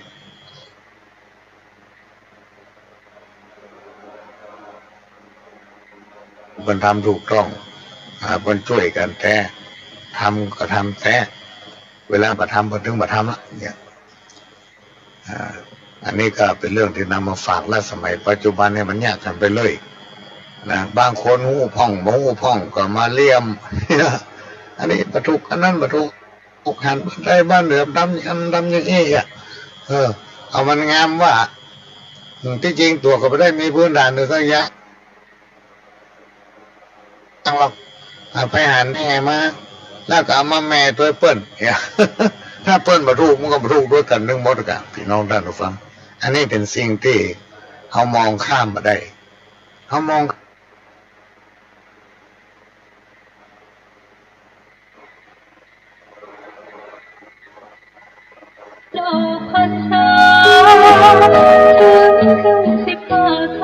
กฐินสามัคคีเข้าถวายกับพระวิสุทธิจำพรรษาท่วนไตรมาสของวัดร้องอ้อตำบลสันวิเทื่ออำเภอเมืองเชียงใหม่จังหวัดเชียงใหม่ตรงกับวันอาทิตย์ที่ 26 พฤศจิกายน พุทธศักราช 2566 เวลา 10 นาฬิกาก็เป็นงานทำบุญทอดกฐินสามัคคีขอเชิญชวนผู้ใจบุญใจกุศลร่วมงานบุญนี้เป็นกฐินสามัคคีของวัดร้องอ้อโดยพร้อมเพรียงกันจัดความตรณีห่างไกลชีวาสร้างเหตุความรักในวันอาทิตย์ที่26 พฤศจิกายนพี่น้องท่านผู้ฟังก็เชิญร่วมอนุโมทนาบุญในการทอดกฐินสามัคคีของวัดร้องอ้อ ซึ่งจะได้นำเอาปัจจัยทั้งหมดพี่น้องท่านผู้ฟังมาปิดทองพระประธานปางชนะมารซึ่งเป็นองค์จำลองรอจากพระประธานในวิหารแล้วก็นำประดิษฐานที่หอระฆังก็สวยงามพี่น้องท่านผู้ฟังบอกว่าจะเป็นวันพระวันศีลหรือวันปกติทั่วไปก็จะมีคนมาสักการะไหว้ศาลเป็นจำนวนนักแล้วก็จะได้ทำการทำไฟเกี่ยวกับระบบไฟฟ้าในโบสถ์มันดูดีซึ่งมันใจมาเมื่อน่ะพี่น้องท่านผู้ฟังหลายสิบปีเราสมควรที่ต้องได้เปลี่ยนสายไฟเปลี่ยนหลอดไฟเปลี่ยนระบบใหม่ถึงโบสถ์และก็หอฉันแล้วก็มีความจำเป็นที่ต้องติดตั้งกล้องวงจรปิดภายในวัดเนื่องจากปัจจุบันเนี่ยพี่น้องท่านฟังสังคมบ้านเฮามันเป็นสังคมผสมคนเข้าคนออกเหนียวจักก็ไม่หมูจักก็ไม่หมูไผ่เป็นไผ่พี่น้องท่านผู้ฟังกล้องวงจรปิดนี่มีความสำคัญมันจะสามารถบันทึกได้ว่าวันนี้ไผ่ไปไผ่มาจะได้และผ้าเน้นสมัยปัจจุบันเนี่ยมันแค่เหมือนตะกอนนี่โดยปกติผ้าเน้นอยู่วัดเนาะเขาไปมาได้ก็ถึงมีวัดกันนะไปมาได้ก็อยู่วัดกันนะข้ามาอ่านทำเขียนหนังสืออ่านหนังสือหรืออ่านก็ทำการทำงานอันใดอันหนึ่งในวัดแต่ในยุคปัจจุบันเนี่ยพระเน้นต้องไปเรียนหนังสือพี่น้องท่านผู้ฟังเพราะว่าจะเป็นบาลีเพราะว่าจะเป็นนักธรรมหรือว่าโรงเรียนปริยัติธรรมเนี่ยแล้วก็ต่างโลกควบคู่กันไป ในสมัยก่อนเนี่ยเป็นว่าเป็นพระเป็นเน้นย่ำมาเรียนเฉพาะภายในบาลีนักธรรมต้องเรียนอันนี้เป็นพื้นฐานของพระเน้นละมีหลายคนที่เสนอความคิดเห็นว่าทั้งโลกจะไปเรียนมันได้หยังเอามาอยู่วัดเนี่ยในยุคปัจจุบันเนี่ยพี่น้องท่านผู้ฟังสังคมโลกมีการพัฒนามันก็ต้องเรียนถึงต่างโลกต่างธรรมเขาถึงจะทันยุคทันสมัยเวลาเอานำธรรมะมาสั่งสอนศรัทธาตายกไตรกับพุทธบริษัทเนี่ยมันก็ต้องมีการประยุกต์เอาตึงต่างโลกต่างธรรมมาอู้ทุกอย่างมันจะมีเหตุมีผลของมันเพราะฉะนั้นในยุคปัจจุบันเนี่ยพระเน้นต้องไปเรียนหนังสือบางวันนี่แทบจะมีพายุวัดพี่น้องท่านทุกคนอันนี้เป็นเรื่องในทางพุทธศาสนาที่เราจะต้องได้ช่วยกันทนุบำรุงด้วยปัจจัยสี่ปัจจัยเนี่ยสำคัญพี่น้องท่านผู้ฟังหลายๆอย่างสตางค์ประจำเป็นจะต้องใช้หลายๆอย่างจะต้องใช้สตางค์โดยเฉพาะการบูรณะปฏิสังขรณ์อย่างหลายๆอย่างเนี่ยวัดก็มีความจำเป็นที่ต้องบูรณะเพื่อให้มันดูดีพี่น้องท่านทุกคนเหมาะสมกับสังคมแห่งยุคการพัฒนาในปัจจุบันเพราะฉะนั้นการทำบุญทอดกฐินหรือพระป่าก็ดีซึ่งโบราณอาจารย์เพิ่นมีความเชื่อกันมาตั้งแต่โบราณแล้ว ว่าการทำบุญทอดกฐินนั้นจะช่วยให้คนเฮาหรือช่วยให้ศรัทธาพุทธบริษัทผู้ที่ได้ร่วมกันทอดกฐินหรือทอดพระป่านั้นพบปะแต่ความสุข มีความเจริญพร้อมไปด้วยทรัพย์สมบัติบริวารมากมายได้จะเป็นผู้ที่มีบารมีสูงขึ้นเพราะว่าจะเป็นลาภยศสรรเสริญก็จะมีนักขึ้นเมื่อเสี่ยงบุญจากโลกมนุษย์ก็จะไปเกิดบนสวงสวรรค์อันนี้คนอู้ไว้คนหลวงก็มาอู้ต่อเพราะนั้นวันอาทิตย์ที่26 พฤศจิกายนนี้จะไปลืมเนอะพี่น้องท่านฟังช่วยกันทอดกฐินสามัคคีที่วัดหลวงอ้อตามกำลังของไหวของมันท่านใดที่เป็นเจ้าภาพน้ำปนะจะเป็นเจ้าภาพลงทานก็ไปติดต่อที่ทางวัดใครจะแปลงต้นกฐินสักต้นหนึ่งพี่น้องท่านฟังก็ไปแจ้งทางวัดซึ่งเราไม่ได้จำกัดว่าจะต้องได้เงินนั้นได้พี่น้องท่านฟังเพียงแต่เราต้องการให้วัดไม้กฐินนะก็ร่วมด้วยช่วยกันได้บุญเหมือนกันทั่วหน้า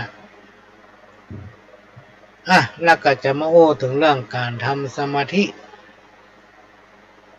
ไหว้พระภาวนาก่อนนอนเป็นประจำทุกวันทุกคืน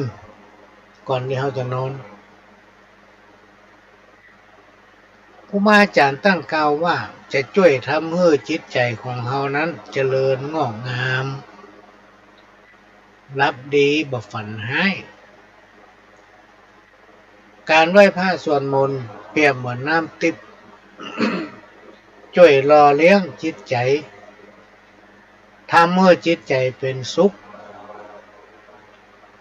เมื่อจิตใจเขาเป็นสุขชีวิตก็จะมีความสุขเมื่อเขาสงบใจนะใจเขาก็เป็นสุขความสำเร็จก็จักบังเกิดขึ้นกับตัวเขารวมมาถึงคนในครอบครัวอันเนี้ยมีจริงนะพี่น้องท่านผู้ฟังเป็นเรื่องเจ้าประสบการณ์ถ้าเอาคิดดีทำดีได้ดีผลของกรรมมันมีแต่มันตอบจ้าแต่ถ้ามันตอบสนองแล้วมันต้องไปแก้นะ แก้ถึงมาได้เพราะมันเกิดจากการกระทำของตนเองที่กรรมบะเก่าที่ว่ามหาลงมหาลังน้ำตานะถ้าเราเจอปัญหานักๆกับตัวเก่านะเขาจะรู้สึกตัวพอเจอปัญหานักๆเขาถึงจะรู้สึกตัวแต่ก็สายไปละแก้ไม่ได้ละ ในสังคมเขาในยุคปัจจุบันโบราณอาจารย์กล่าวไว้ว่าจะหาคนที่มีดีไปจนทั่วยากจะหาคนที่มันทำความบดีเสียตึงมดมันก็มีต้องมีขาดมีเกินเพราะต่างคนต่างก็เดินดินก่อนที่เขาจะไปดูหมิ่นดูแคว้นไผ่ผู้ใดจงพอตัวเก่าครูบาอาจารย์เพิ่นกล่าวไว้ว่าอย่าขี้ขาดที่จะขอโทษคนอื่นเมื่อเขาทำมาอย่างที่ถูกต้องที่มันผิดพลาดหรือมันผิดอกผิดใจคนอื่นและก็อย่าปกปิดความบัดนี้ของตนเองเขาต้องมีการสารภาพบาป กับตัวเองอยู่เสมออวดฉลาดหลายๆคนพี่น้องท่านฟังเวลาป้าไหนเขาจะมาอู้ฟังว่าหมอนั่นมันอวดรกอวดฉลาดขนาดครูบาอาจารย์ตั้งกล่าวว่าคนไหนที่อวดฉลาดอวดตัวเองเก่ง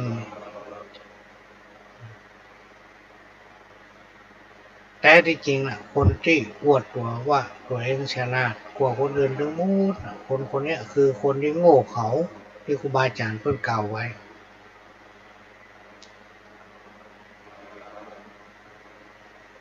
อย่าดูถูกคนที่ทำอะไรอย่างพลาด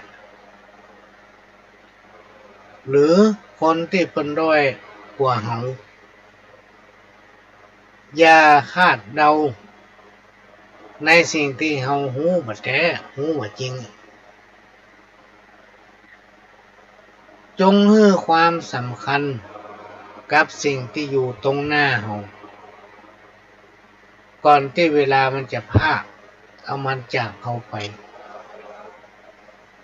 และจงใส่ใจคนที่อยู่ข้างกายถ้าเขาเป็นเมียก็คือลูกผัวถ้าเขาเป็นผัวก็คือลูกเมียเขาจะต้องใส่ใจ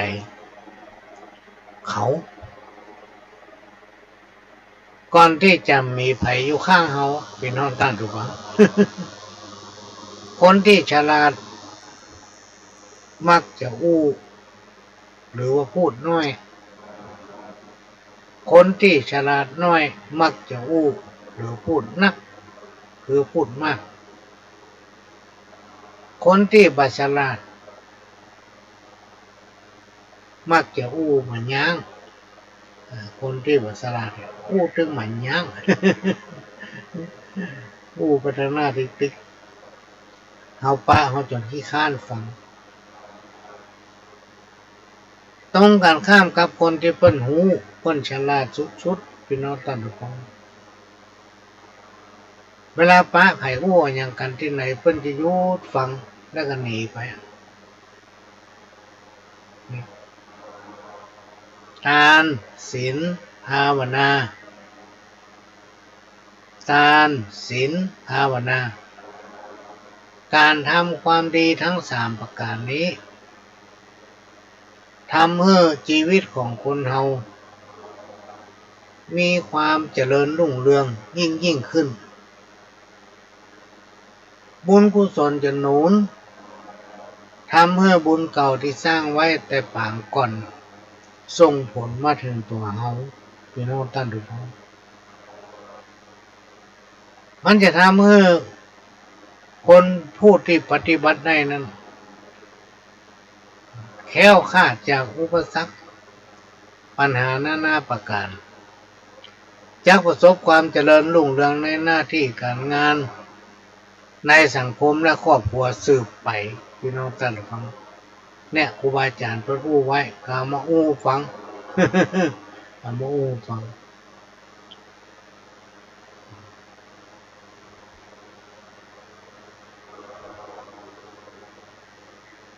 มาฟังข้าวให้น้อยหนึ่งมโนใน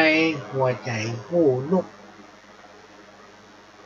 พ่อจักยอมทุกข์เพื่อลูกบุตรีเมื่อเจ้าลูกนักได้อยู่สุขขีเงินทองบ่มีพ่อจักหามาให้ขออย่างเดียวลูกจะไปดื้ออย่าเป็นนักเลงเก่งร้ายพ่อแม่สอนหยังให้จำเอาไว้ชีวิตจะได้ดีค่ะกลัวอนาคตลูกมีปัญหาผงข่าวกัญชาสุราน้ำเหล้าอย่าไปสนใจมาเนอลูกเต้าชีวิตของเฮากล้านักอย่าไปมั่วสุมเสพทุนจู้ลักมันจะห้อนไม่ทีดุลเมื่อมีเงินนักมีเพื่อนมีฝูงตุกไล่ไฟลูนไผ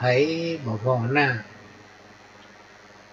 ตำนี้ติเตียนเข้าดินฝุ่นหญ้าเหยียบหยาม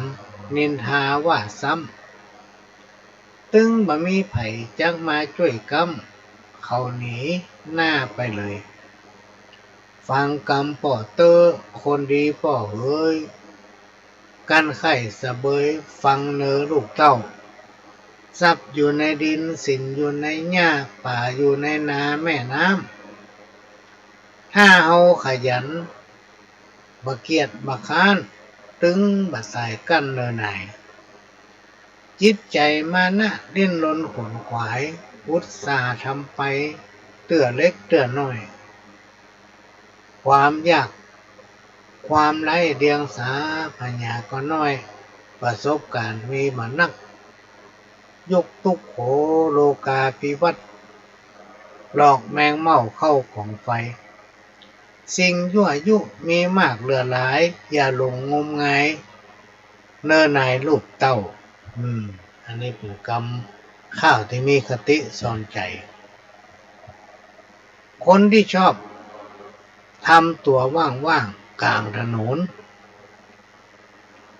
วันๆได้แต่เที่ยวเตะจนชาชินสิ้นศักดิ์ศรี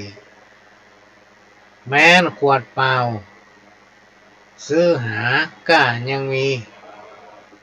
แต่คนเท่านี้ถ้าทำตัวมดท่าก็ไร้ค่านี่เพิ่นเปรียบไว้ว่าคนเราถ้ามีสติปัญญาพี่น้องตั้งฟังใจประสบการณ์ตัวเก่าใจสติปัญญาตัวเก่าสร้างสังคมเพื่อหน้าอยู่ก็มีกล้าแต่ถ้าเป็นคนบ่เอาอย่างสั่งอย่างบ่เอาทานแล้วก็บ่เอาขี้เต่ามันเนี่ยอย่างสักอย่างมีความคิดอย่างสั่งอย่างเป็นไม่รู้ตัวลมอันเนี้ยเป็นคนเสียเปล่าให้เราขวดเปล่าเนี่ยเอามาเปาะมารวมกันเอาไปขายได้หรอกพี่น้องท่านฟังเอาไปขายได้มีก็มีราคาแต่คนเขาเนี่ยเอาไปขายในประเทศตึงเอาเพราะมันเอาสักอย่างมีเงินทองพูดอะไรใครก็เชื่อหากขาดเนื้อขาดอำนาจวาสนา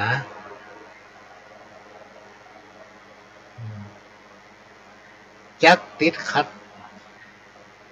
คับข้องใจไร้ราคาปากพูดจาเขาก็เห็นเป็นปากปู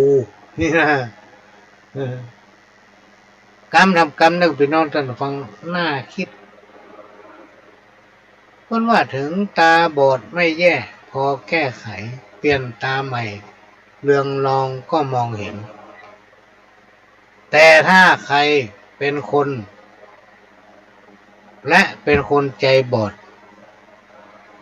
มืดมากช่างยากเย็น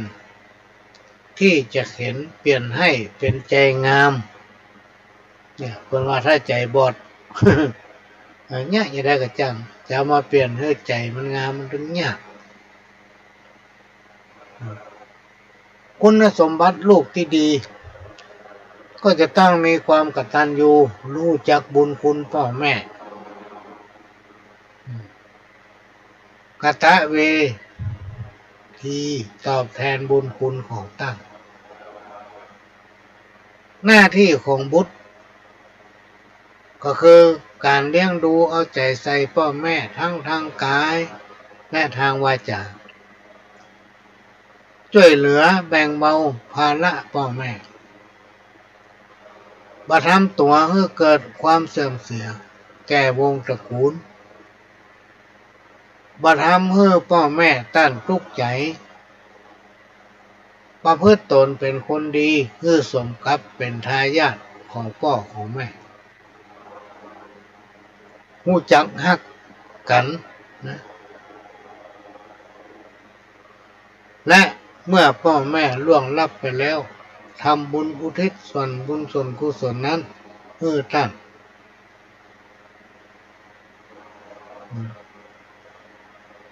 พ่อและแม่นั้นเป็น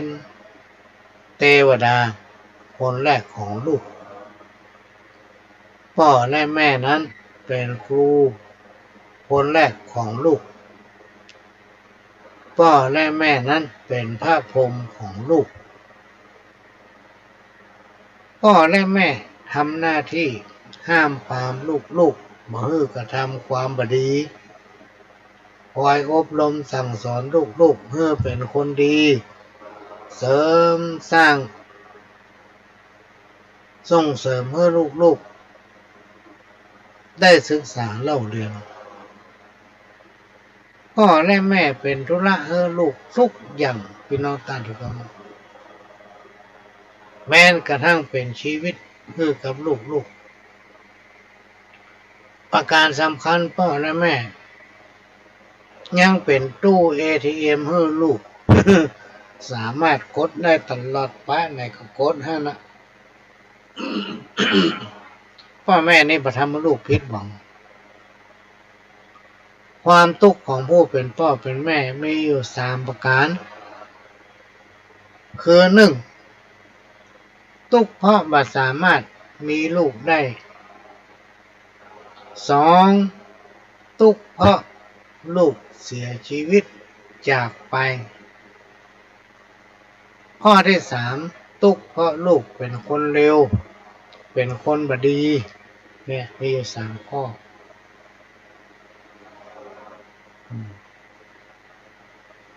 หน้าที่ของลูกและก็ลูกศิษย์ที่ดี1แสดงความเคารพอ่อนน้อมถ่อมตน2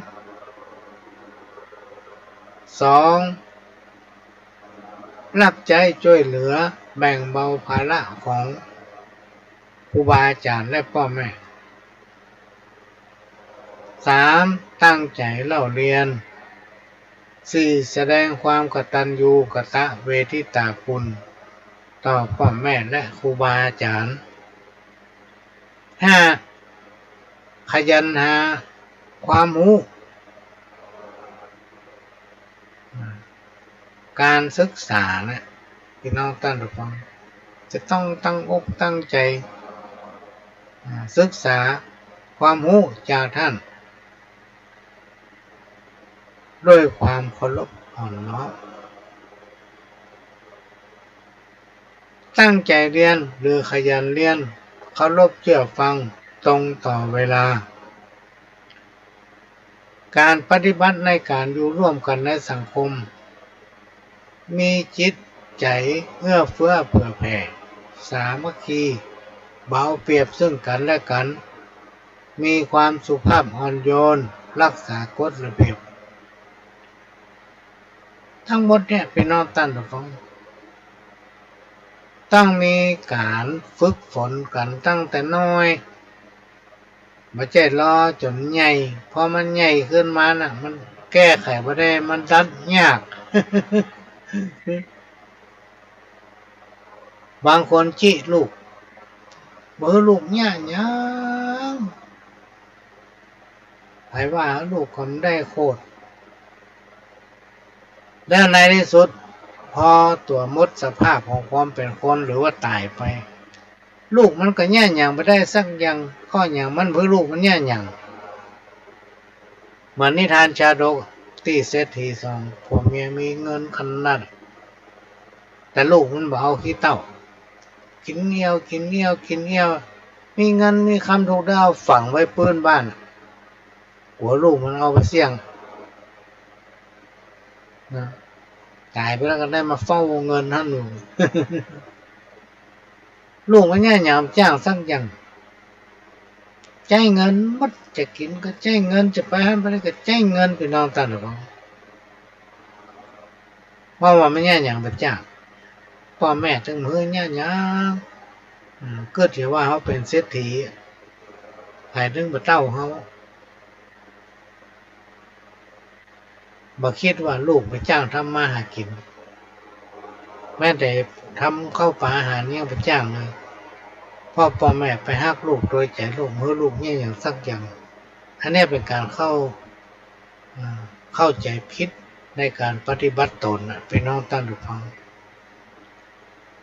ต่อไปจะมาโอ้ถึงเรื่องหน้าที่ของศรัทธาชาวพุทธหน้าที่ของศรัทธาชาวพุทธเฮาควรทำคือต้องศึกษาและทำความเข้าใจในพระพุทธศาสนานะเราจะมีความเข้าใจในพุทธศาสนาพี่น้องท่านผู้ฟังต้องตั้งใจนะต้องค้นหาให้ได้ต้องศึกษาความเป็นมาเป็นไป เมื่อเราศึกษาได้แล้วเรารู้ละเราเข้าใจในพระพุทธศาสนากับปฏิบัติ3 คำสั่งสอนขององค์พระสัมมาสัมพุทธเจ้าช่วยแก้ช่วยกันเผยแพร่ทนุบำรุงพระพุทธศาสนาปกป้องป้องกันบ่ให้ไผผู้ใดมาทำความเสียหายรวมไปถึงการทำลายพุทธศาสนาเด็ดขาดพี่น้องท่านฟังอันนี้เป็นสิ่งที่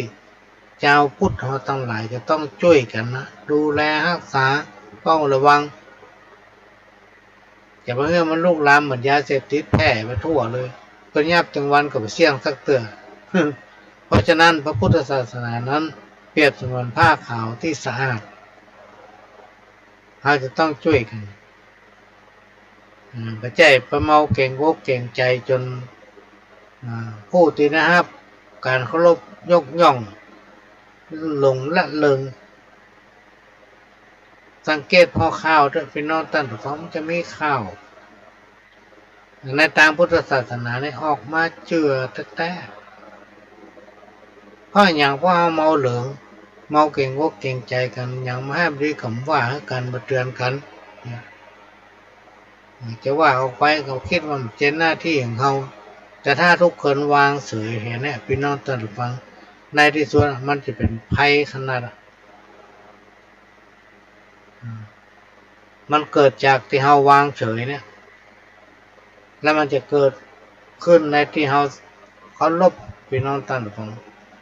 ที่เราไหว้สายอยู่ถึงวันเนี่ยหลายๆคนที่เป็นบอกว่าโอ้เขาเกิดมาพบพระพุทธศาสนาถือว่าสุดยอดเพราะฉะนั้นเราต้องปฏิบัติตนเองแค่ทำความเข้าใจ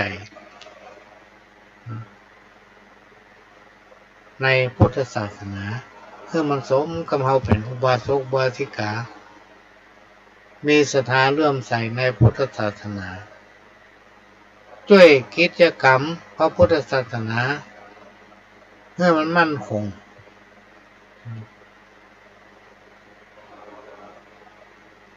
พระรัตนตรัยเนี่ยพี่น้องท่านฟังก็มีศีล5 ข้อนะประดับสติปัญญาโดยที่ไม่ต้องถือมงคลตื่นข่าวประพฤติตนเลี้ยงชีพในทางสุจริตตอนนี้เป็นปราบคอร์รัปชันเนอะพี่น้องท่านฟัง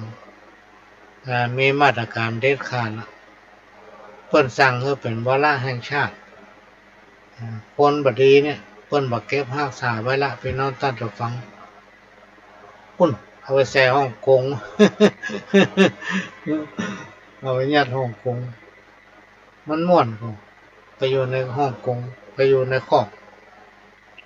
เวลาเจ็บเป็นอยู่ห้องมาอยู่โรงพยาบาลต้องขอโซ่มาล่ำแล้วเนี่ยเพราะฉะนั้นให้หลีกในสิ่งทั้งหลายเรานี้เวลาหมดละพี่น้องท่านฟังหมดเวลาพอดีพวกเราก็จะขอนำรายการจากพี่น้องท่านฟังไปก่อนขอให้รับดีมาการคู่คนฝันดีมาการคู่คนอยู่ดีมีสุขมาการคู่คนขอสวัสดีครับ